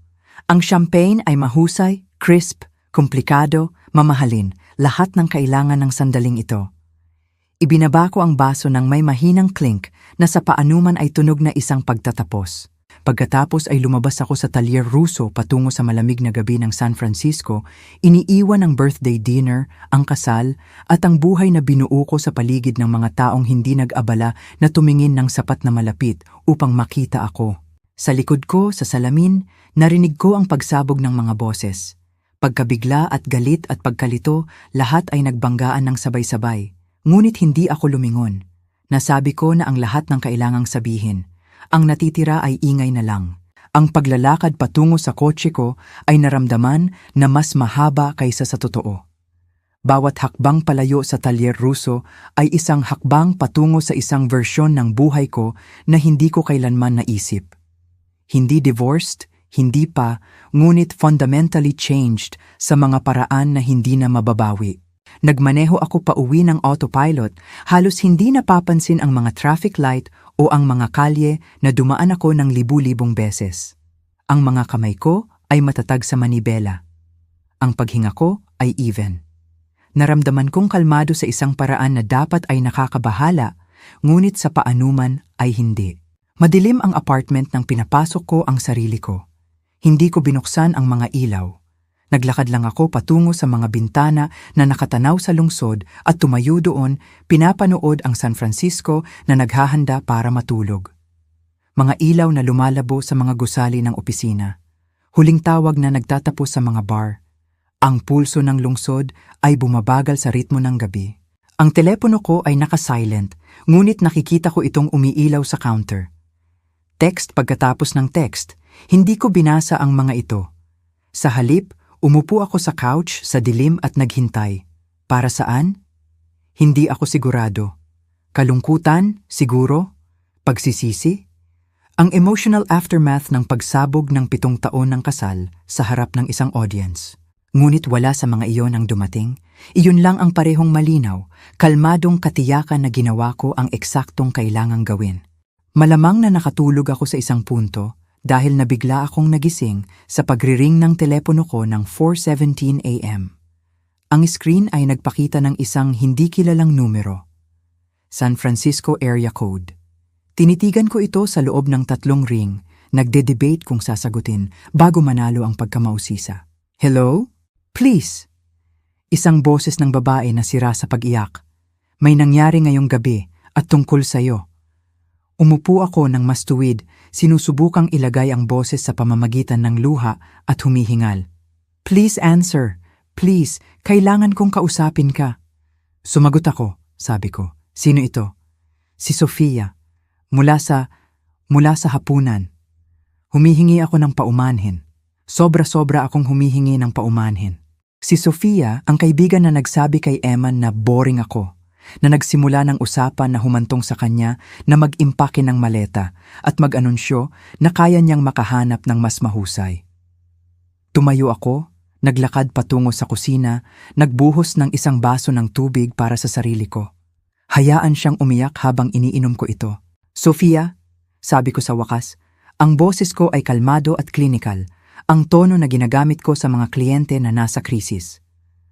4:00 na ng umaga. Ano ang nangyari pagkatapos mong umalis? Lahat, pamamahala niya sa pagitan ng mga paghikbi. Lahat ay gumuho. Sinubukan ni Eman na ipaliwanag ito. Sinubukan niyang sabihin na nagpapalaki ka, na hindi talaga sa iyo ang kumpanya, na sinusubukan mo lang siyang ipamukhang masama. Sumandal ako sa counter, nakasandal ang telepono sa tenga ko, naghihintay. Pero kinuha ni Hana ang telepono niya. Nakita niya ang press release, lumabas ito ng 11. Nasa lahat ng dako ito, Clara, nasa lahat ng dako. TechCrunch, Forbes, LinkedIn. Crisis management firm Ashford acquired for 8 figures. Ang litrato mo ay naroon mismo kasama ang mga partner mo. Ang buong kwento tungkol sa pagbuo ng kumpanya ng patago. Kinuha ko ang sarili kong telepono gamit ang freehand ko. Nag-scroll sa mga notification na ini-ignore ko. Tama siya. Ang press release ni Javier ay sumabog sa tech news ecosystem. Ang mukha ko at ni Maya ay nasa homepage ng TechCrunch. Nag-post na ang Forbes ng isang artikulo na may headline, The Invisible CEOs. How two women built an 8-figure company while no one was watching. Lahat kami ay nakatitig lang sa kanya. Patuloy ni Sofia. Ang boses niya ay nabibiyak. Umupo kami doon sa restaurant na iyon kasama ang champagne mo at ang mamahaling hapunan mo. At tinitigan namin ang lalaki na nagsabi sa amin na ang asawa niya ay hindi kapansin-pansin habang natutunan ng buong internet ang katotohanan. At ano ang ginawa ni Eman? Tanong ko. Sinubukan niyang umalis, tumayo lang at sinubukan niyang lumabas pero pinigilan siya ni Marco. Sinabi na hindi pa sila tapos mag-usap, kaya sinundan namin siyang lahat palabas sa sidewalk. Naiguguhit ko ito. Ang 5 sa kanila ay nakatayo sa kalye sa labas ng isa sa pinakamahusay na restaurant ng San Francisco. Mga crowd ng Sabado ng gabi na dumadaan, nagkakaroon ng uri ng komprontasyon na umaakit ng tingin. Galit kami, sabi ni Sofia. Lahat kami. Kahit si Dominic na hindi kailanman nagagalit sa anuman. Naramdaman naming ginamit kami, na nagsisinungaling din sa amin si Eman. Ginagawa kang maliit para magmukha siyang malaki. Ano ang sinabi ninyo sa kanya? Tinanong ni Marco kung bakit mo itatago ang tagumpay na ganoon mula sa sarili mong asawa, maliban kung hindi ka nagtitiwala sa kanya. Tinanong ni Dominic kung kailanman ba talaga nagtanong si Eman tungkol sa trabaho mo, o ipinalagay lang niya na alam niya ang lahat ng karapat-dapat malaman tungkol sa iyo. Huminto siya, nagpupumilit na kontrolin ang kanyang paghinga. At hindi makasagot si Eman.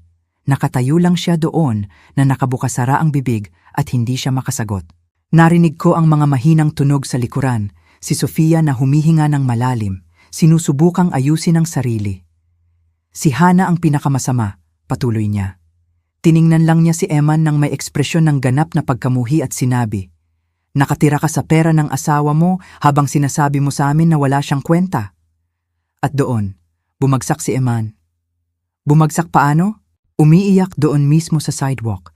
Nagsimulang sabihin na hindi niya alam, na itinago mo ito mula sa kanya, na hindi patas para sa iyo, na ambush-in siya ng ganoon sa harap ng lahat. Ang boses ni Sofia ay bumaba sa halos bulong. Pero may sinabi si Marco na ganap na nagpatahimik sa kanya. Ano ang sinabi ni Marco? Sabi niya, nagtanong ka ba?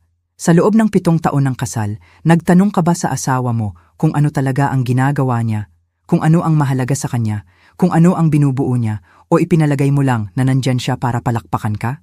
Ang tanong ay nakabitin sa pagitan namin sa pamamagitan ng linya ng telepono, ang parehong tanong na tinatanong ko sa sarili ko sa loob ng ilang linggo ngayon. Nagtanong ba talaga si Eman? Tiningnan ba niya ako at nagtaka kung baka mayroon pang iba sa ilalim ng ibabaw kaysa sa nakikita niya? Ang sagot ay halata at masakit. Hindi niya kailanman ginawa. Wala rin siyang sagot doon, sabi ni Sofia. Nakatayo lang doon, umiiyak habang dumadaan ang mga tao at nakatitig sa amin. Sa huli, tinawagan siya ni Hana ng kotse. Sinabi sa kanya na pumunta kina Marco tulad ng pinlano niya at pag-isipan kung anong uri ng tao ang naging siya. Iyan ba ang dahilan kung bakit ka tumatawag? Tanong ko. Para bigyan ako ng mga update sa pagbagsak ni Eman? Hindi, tumatawag ako dahil huminto siya, umiiyak ng mas malakas. Dahil kailangan mong malaman na nagkamali kami. Ganap, lubos, nakakapinsalang nagkamali tungkol sa iyo. Tungkol sa kung ano ang hitsura ng kahanga-hanga tungkol sa lahat. Naghihintay ako para magpatuloy siya. Ako ang nagsimula ng usapan na yon, sabi niya. Sa hapunan 2 linggo na ang nakalipas, lahat kami ay nakainom ng masyadong maraming alak at nag-uusap kami tungkol sa mga relasyon at career at mga bagay tungkol sa buhay. At sinabi ko, Diyos ko, sinabi kong matamis ka, ngunit boring. At baka dapat mag-isip ng mas malaki si Eman.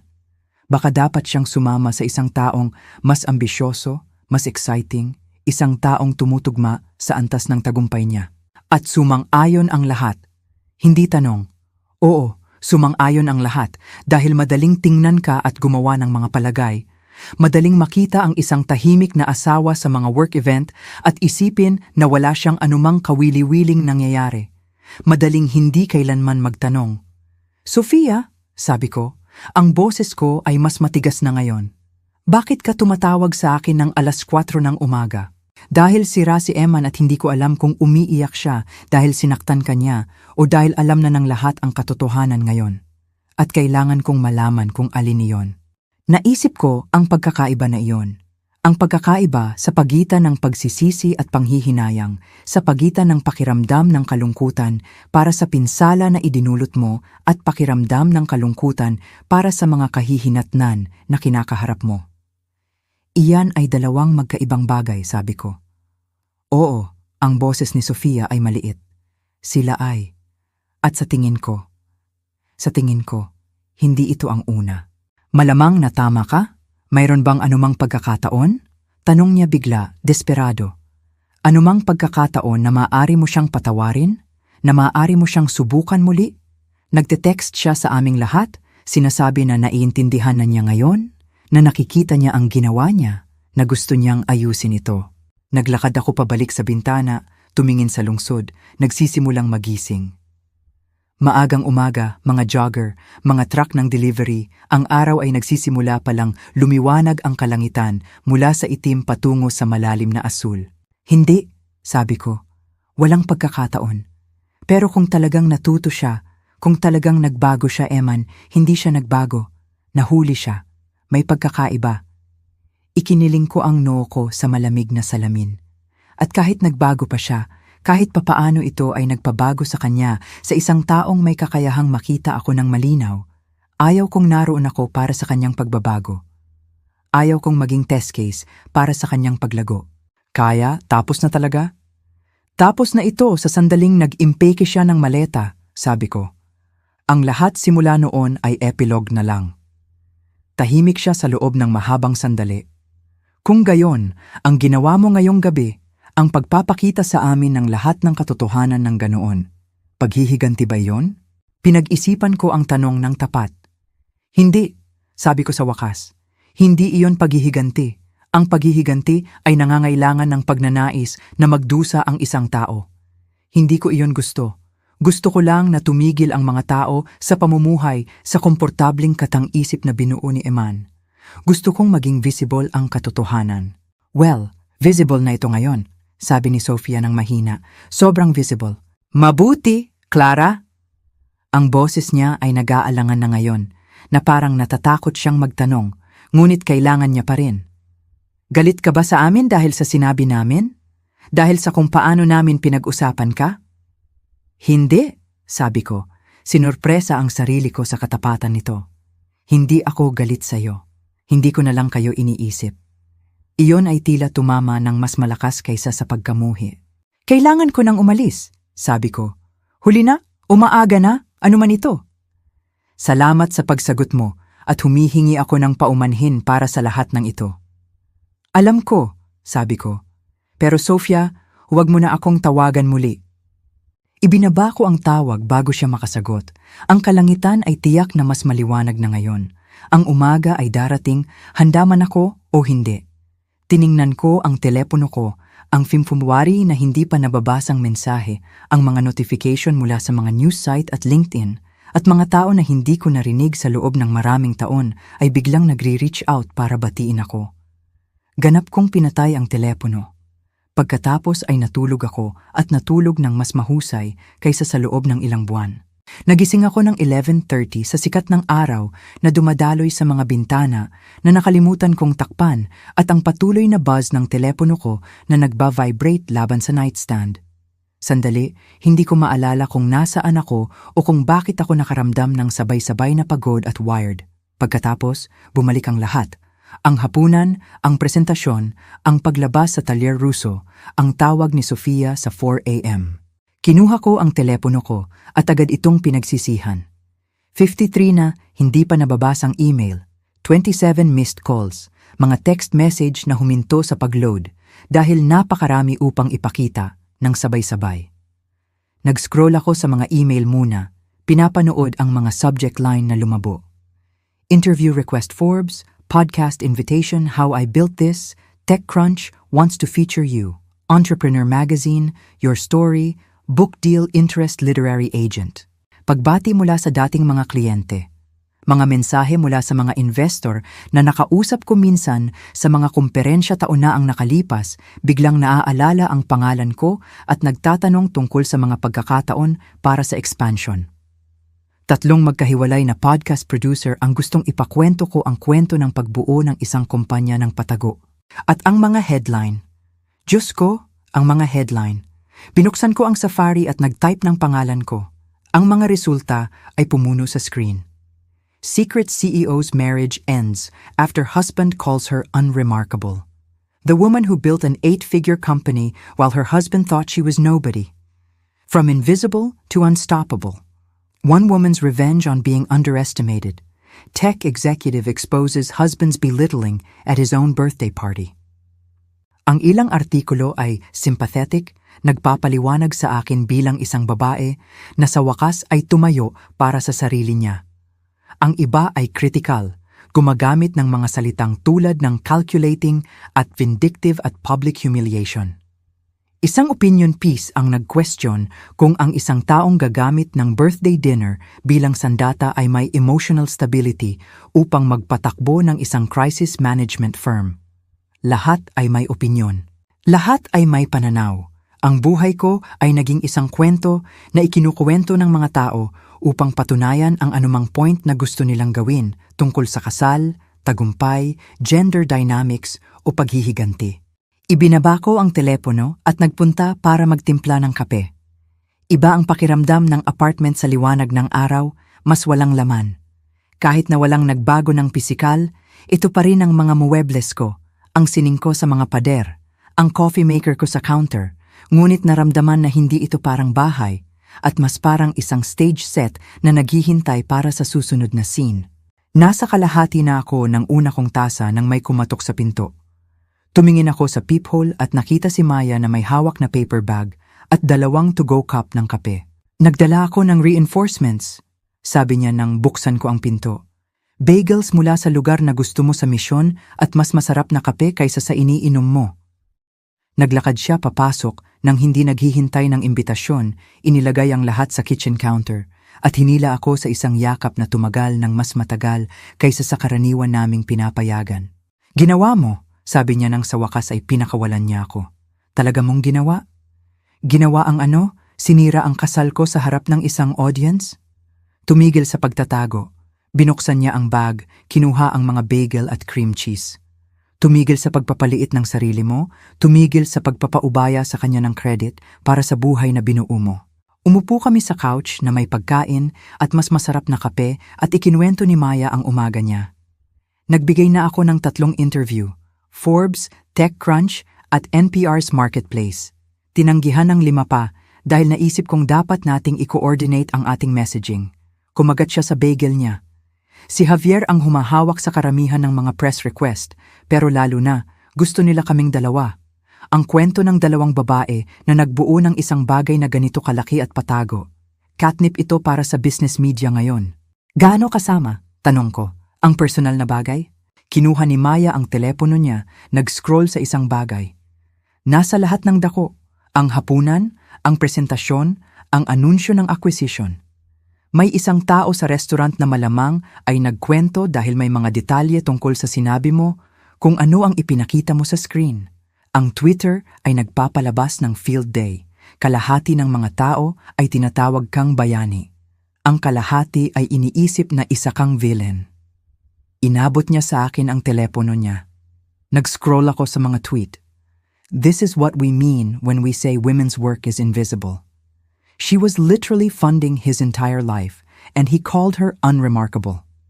Imagine being so fragile, you can't handle your wife being successful. She humiliated him at his birthday dinner in front of all his friends. That's not empowerment, that's cruelty. Play stupid games, win stupid prizes. He called her unremarkable. She showed receipts, fair trade. Ibinigay ko pabalik ang telepono. Hindi ko na kayang magbasa pa ng iba pa niyan. Hindi mo dapat, sabi ni Maya. Wala sa mga iyon ang mahalaga. Ang mahalaga ay may kumpanya tayong patakbuhin at biglang alam ng lahat kung sino tayo. Ibinaba niya ang bagel niya. Nagsisisi ka ba sa paraan ng paggawa mo nito? Ang pagiging public sa hapunan sa halip na mag-file lang ng divorce ng tahimik? Pinag-isipan ko iyon. Talagang pinag-isipan ko. Hindi, sabi ko sa wakas. Hindi ko pinagsisisihan ang pagsasabi ng katotohanan. Pinagsisisihan ko na inabot ng pagtawag niya sa akin na hindi kapansin-pansin para matanto kong ginawa ko ang sarili kong invisible. Naginugol ko ang 7 taon sa pagpapaliit para lumaki siya. Tumango si Maya ng dahan-dahan. Alam mo, binabago nito ang lahat, di ba? Hindi tayo makakabalik sa pagiging anonymous. Tayo ang mukha ng Ashford Chin ngayon. Magkakaroon ng mga opinyon ang mga tao tungkol sa atin. Tungkol sa kung paano tayo nagdadamit, kung ano ang sinasabi natin, kung sino ang date natin, kung ano ang pinaniniwalaan natin. Tayo ay mga public figure na ngayon, gusto man natin o hindi. Alam ko! Handa ka na ba para doon? Tiningnan ko ang telepono ko, ang 53 email at 27 missed calls at ang daan-daang social media notification na hindi ko pa nasisimulan na iproseso. Sa tingin ko, kailangan ko. Nanatili si Maya ng isa pang oras, tinutulungan akong mag-draft ng mga tugon sa pinakamahalagang interview request. Nakikipag-coordinate kay Javier sa messaging strategy. Gumagawa ng listahan ng mga desisyon na kailangang gawin tungkol sa public presence ng kumpanya ngayong hindi na kami invisible. Nang umalis siya, sa wakas ay binuksan ko ang personal kong email at natagpuan ang iniiwasan ko. 12 mensahe mula kay Eman, ipinadala sa buong gabi at maagang umaga. Binasa ko ang mga ito ayon sa pagkakasunod-sunod, pinapanood ang progression na parang time-lapse ng pagguho ng self-concept ng isang tao. 11:47 p.m. What the hell was that? You humiliated me in front of everyone I know. How could you do this? 12:23 a.m. You planned this. You set me up. Made me look like a fool on purpose. 12:58 a.m. I know I said something hurtful, but you didn't have to destroy me publicly. That was cruel. 1:34 a.m. Everyone's texting me. The press release is everywhere. Why didn't you tell me? Why did you hide it? 2:15 a.m. I don't understand. You never told me you had a company. You never said you were successful. How was I supposed to know? 2:47 a.m. I didn't know you were supporting us financially. You never mentioned the rent payments or the loans. Why didn't you tell me? 3:03 a.m. Marco asked if I ever asked about your work, if I ever wondered what you were building, and I couldn't answer him. 3:33 a.m. I see it now. I see what I did. How I never asked. How I never looked.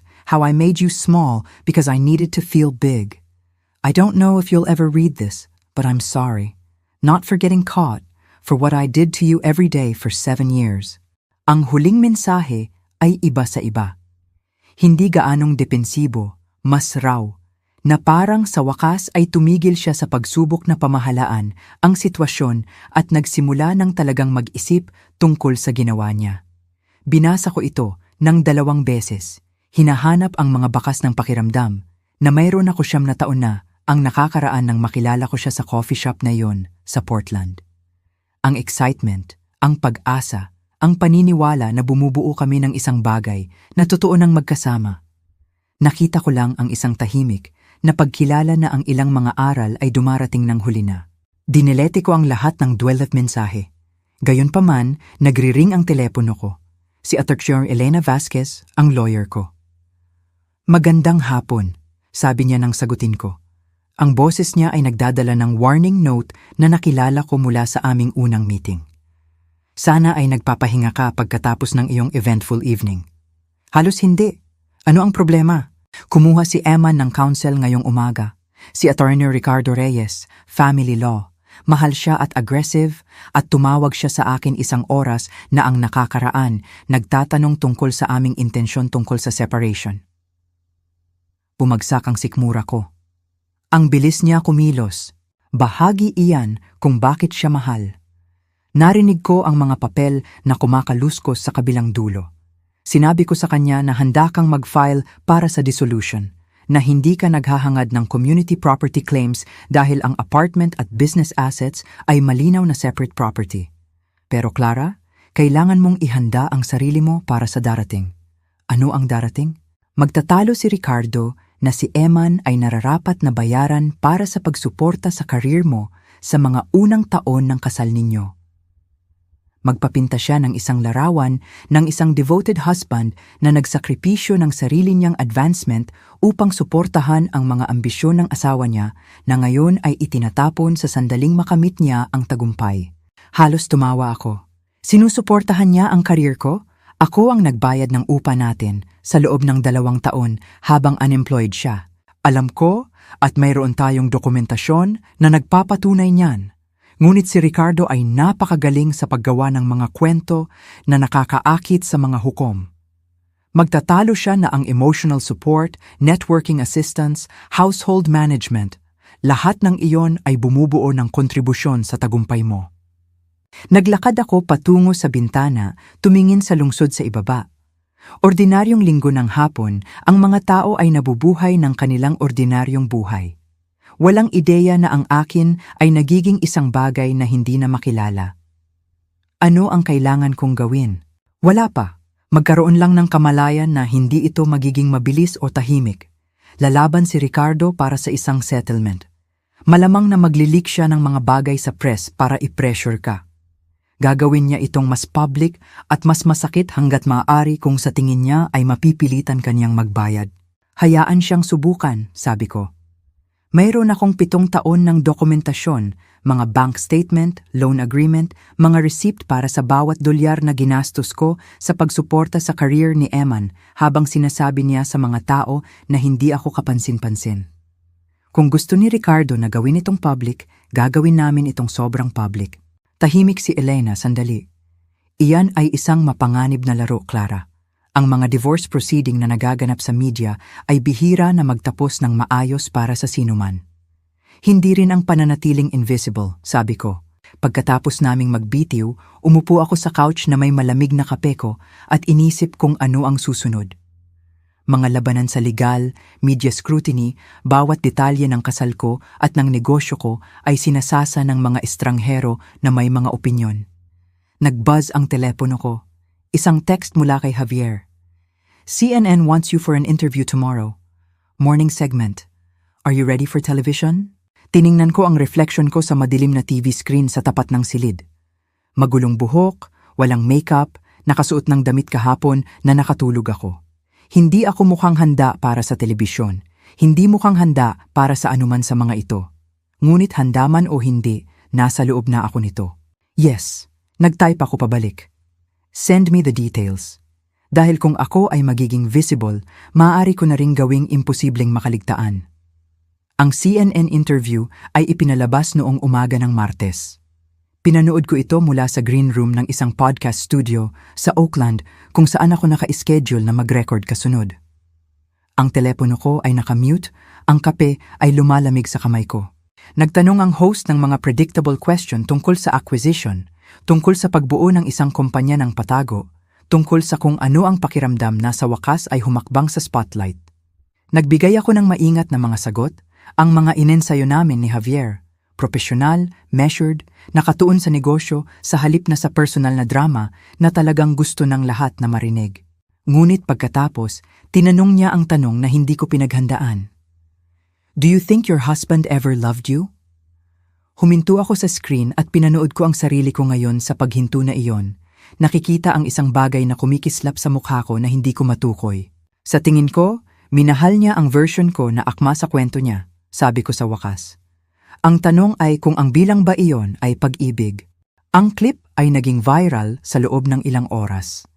Pagsapit ng hapon, ginawa itong mga meme, sinipi sa mga think piece, pinagdebatehan sa Twitter ng mga tao na hindi kailanman nakakilala sa amin.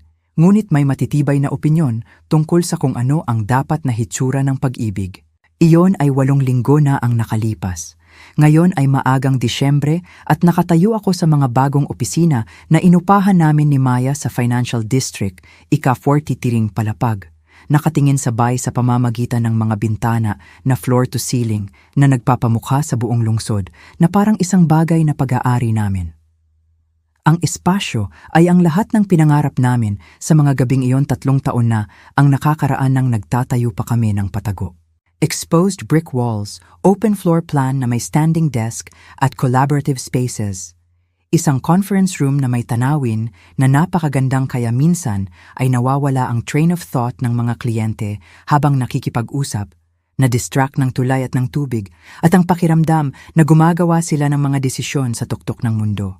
Mayroon na kaming 40 empleyado ngayon, tunay na staff na may business card at email signature at 4 home 1K plans. Mga kliyente sa 6 na bansa. Mga revenue projection na nagpapamukha sa 1.2 bilyon na presyo ng acquisition na parang quaint. Natagpuan ako ni Maya sa bintana, 2 kape ang hawak. Inabot niya sa akin ang isa ng hindi nagsasalita at tumayo kami doon ng magkasama, pinapanood ang lungsod na gumagalaw sa ibaba namin. Buhay na ang artikulo sa Forbes, sabi niya sa wakas. Kinuha ko ang telepono ko. Naroon, The Invisible Powerhouses. How Clara Ashford built an 8-figure company while her husband thought she was unremarkable. Ang headline ay nagpakita ng pagkasuklam sa akin. Hiniling ko sa kanila na mag-focus sa negosyo, sa trabaho na ginawa namin ni Maya, sa innovative approach na ginawa namin sa crisis management. Ngunit gusto ng mga editor ang isang personal na angle at ang personal kong angle ay naging ang kwento na gustong ikuwento ng lahat. Maganda ito, sabi ni Maya. Talagang maganda. Nag-focus sila sa kumpanya, sa mga client success story namin, sa methodology na binuo namin. Ang personal na bagay ay context lang. Nag-scroll ako sa artikulo. Tama siya. Mahusay itong nakasulat. Patas, komprehensibo. Ngunit ang mga pull quote na pinili nila ay tungkol sa kasal at invisibility at kung ano ang nangyayari kapag ang isang tao ay sa wakas ay tumangging manatiling maliit. Ang mga comment ay brutal, sabi ko, nag-scroll pa. Huwag mong basahin ang mga comment. Huwag kailanman basahin ang mga comment. Ngunit hindi ko maiwasan ang sarili ko. Ang mga opinyon ay mula sa supportive hanggang sa savage. Lahat ay nagpapakita ng kanilang sariling mga karanasan at hinaing sa kwento ko. She's a hero for exposing him. She's vindictive for humiliating him publicly. This is what feminism looks like. This is what narcissism looks like. Inilak ko ang telepono ko at inilagay sa bulsa ko. Kumusta ka? Tanong ni Maya. Talaga bang kumusta ka? Hindi ko alam, sabi ko ng tapat. Ang ilang araw, nakakaramdam ako ng kalinawan at lakas at sigurado na ginawa ko ang tamang bagay. Ang ibang araw, nagtataka ako kung maaari ko ba itong hinawakan ng iba, maging hindi gaanong public, hindi gaanong dramatic. Hindi ka dramatic, naging tapat ka, may pagkakaiba. Sabihin mo iyan sa internet. Lumingon si Maya para harapin ako ng buo. Clara, ginugol mo ang 7 taon sa paggawa ng sarili mong invisible para ang asawa mo ay makaramdam na kahanga-hanga. Nagtayo ka ng isang multi-million-dollar company habang sinasabi niya sa mga tao na nag-freelance work ka lang. Nang sa wakas ay sinabi mo ang katotohanan tungkol sa kung sino ka at kung ano ang binuo mo. Tinawag iyon ng mga tao na paghihiganti. Pero hindi iyon paghihiganti. Tumanggi lang iyon na makilahok sa katang-isip niya. Alam kong tama siya. Alam ko ito ng intelektual, ngunit ang pag-alam ng isang bagay at ang pakiramdam nito ay magkaibang bagay. Nag-buzz ang telepono ko. Isang email mula sa isang address na hindi ko nakikilala, ngunit isang pangalan na nakikilala ko. Eman. Tinitigan ko ito ng matagal bago buksan. Clara. I've had time to think. To really think about what I did, what I said, who I was. You asked me once what I thought about you, really thought, and I said my friends might have a point about you not being impressive enough. I've realized now that the only unimpressive thing in our marriage was my inability to see what was right in front of me. You were building an empire while I was building my ego. You were creating something meaningful while I was creating an image. I don't expect forgiveness. I don't deserve it. I just wanted you to know that I see you now. Really see you. And you're the most remarkable person I've ever known. I'm sorry it took losing you to figure that out. Binasa ko ito ng 2 beses, hinahanap ang mga bakas ng pakiramdam, na mayroon ako 9 taon na ang nakakaraan nang makilala ko siya sa coffee shop na iyon sa Portland. Ang excitement, ang pag-asa, ang paniniwala na bumubuo kami ng isang bagay na totoo nang magkasama. Wala akong nakita, kundi isang tahimik na pagkilala na ang ilang mga aral ay dumarating ng huli na. Dinelete ko ang email at inilagay ang telepono ko. Nag-reach out siya muli, tanong ni Maya. Huling beses, ibiblock ko ang address. Mabuti. Tumayo kami sa bintana ng ilang minuto pa. Pinapanood ang lungsod bago umalis si Maya para sa isang client meeting. Nanatili ako, nakatingin sabay, sa mga tulay na nagkokonekta sa San Francisco, sa iba pang bahagi ng mundo, sa mga bangka na nagpuputol ng puting linya sa kulay abo na tubig. Isang buwan na ang nakalipas, nagbigay ako ng una kong keynote speech. Ang tech conference sa Austin ay may 2,000 tao na dumalo. Karamihan sa kanila ay mas bata kaysa sa akin, mas gutom kaysa sa akin. Sinusubukang buuin ang mga uri ng kumpanya na naibenta na namin ni Maya. Tumayo ako sa backstage sa mga pakpak, nakikinig sa introduction ko, nararamdaman ang partikular na takot na nagmumula sa pag-alam na malapit ka nang maglakad sa isang stage sa ilalim ng mga ilaw na sapat na maliwanag para mabulag ka. Please welcome Clara Ashford, CEO of Ashford Chin Crisis Management. Nagsimula ang palakpakan at lumabas ako sa liwanag. Nagkwento ako sa loob ng 30 minuto tungkol sa invisibility bilang isang strategy, tungkol sa pagbuo sa mga anino hanggang sa ang nilikha mo ay maging hindi maikakaila. Nagkwento ako tungkol sa halaga ng paggawa ng sarili mong maliit, tungkol sa mga tao na ginugol ko sa pagpapababa ng sarili kong mga tagumpay dahil naisip kong iyon ang hinihiling ng pakikipagtulungan. At nagkwento ako tungkol sa sandali na nagdesisyon akong tumigil.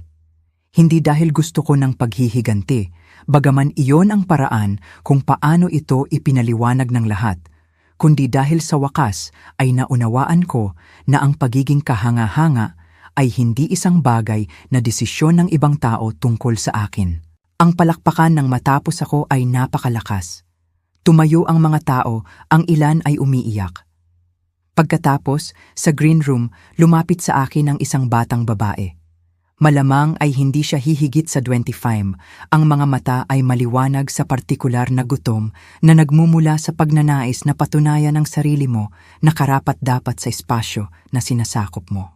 Sinabi sa akin ng boyfriend ko na dapat akong mag-focus sa pagsuporta sa startup niya sa halip na buuin ang sarili ko, sabi niya. Sabi niya, 2 entrepreneur sa isang relasyon ay masyadong competitive na kailangan ng isang tao na maging support system. Ano ang sinabi mo? Tanong ko. Wala pa, pero pagkatapos marinig ang talk mo, uuwi ako at hihiwalayan ko siya. Ngumiti ako. Mabuti. Iyan ba ang gagawin mo sa posisyon ko? Naisip ko iyon. Ang 7 taon ng pagsuporta sa career ni Eman habang tahimik na binubuo ang sarili ko. Tungkol sa presyo ng invisibility at ang halaga ng visibility, tungkol sa babaeng naging ako at ang babaeng naging ako.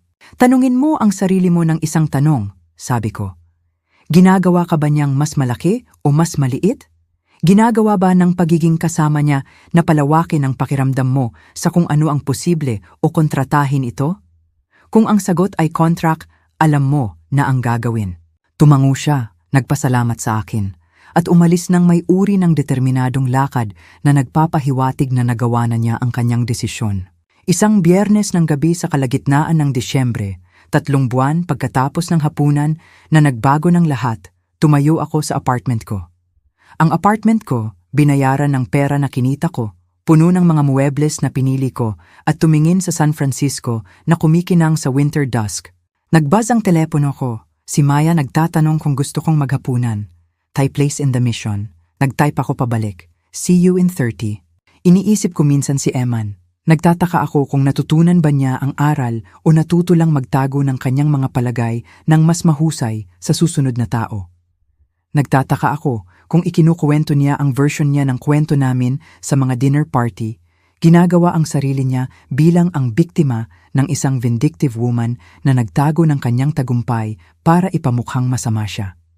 Naisip ko sina Sofia at Marco at Dominic at Hannah. Kung binago ba nila kung paano nila sinusukat ang mga tao o naging mas maingat lang sa pagsasabi ng kanilang mga paghuhusga ng malakas. Ngunit higit sa lahat, inisip ko ang babaeng naging ako, ang nagpakaliit sa sarili niya, ang nagtayo ng mga empire ng patago, ang naniwala na ang pag-ibig ay nangangahulugan ng paglalaho hanggang sa wala nang matira sa sarili mo kundi ang reflection sa mga mata ng ibang tao. At inisip ko ang babaeng naging ako. Visible, pinahahalagahan, sa wakas ay sinasakop ang espasyo na kinita ko. Tinawag ako ni Eman na hindi kapansin-pansin, at sa paggawa nito, binigyan niya ako ng pahintulot na tumigil sa pagganap, tumigil sa pagliit, tumigil sa paghingi ng pahintulot na maging eksaktong extraordinary na ako. Kinuha ko ang coat ko at ang mga susi, ikinandado ang pinto sa likod ko at lumabas patungo sa gabi ng Disyembre. Ang lungsod ay buhay na may mga ilaw at paggalaw at posibilidad, at ako ay sa wakas hindi maikakaila, hindi malilimutan na visible. Ang tahimik na revolusyon na iyon mula sa invisible patungo sa unforgettable ay lumabas na ang pinakakahanga-hangang bagay sa lahat. Kung ang kwentong ito ng pagbawi ng iyong kapangyarihan ay nagpatigil sa iyo mula simula hanggang matapos, ilike agad ang video na ito. Ang paborito kong bahagi ay nang ibinunyag ni Clara ang mga bank statement na iyon sa birthday dinner na nagpapakita kung sino talaga ang nagpondo sa lahat. Ano ang paborito mong sandali? I-drop ito sa mga. Huwag kalimutang mag-subscribe at pindutin ang notification bell para hindi mo kailanman ma-miss ang isang upload.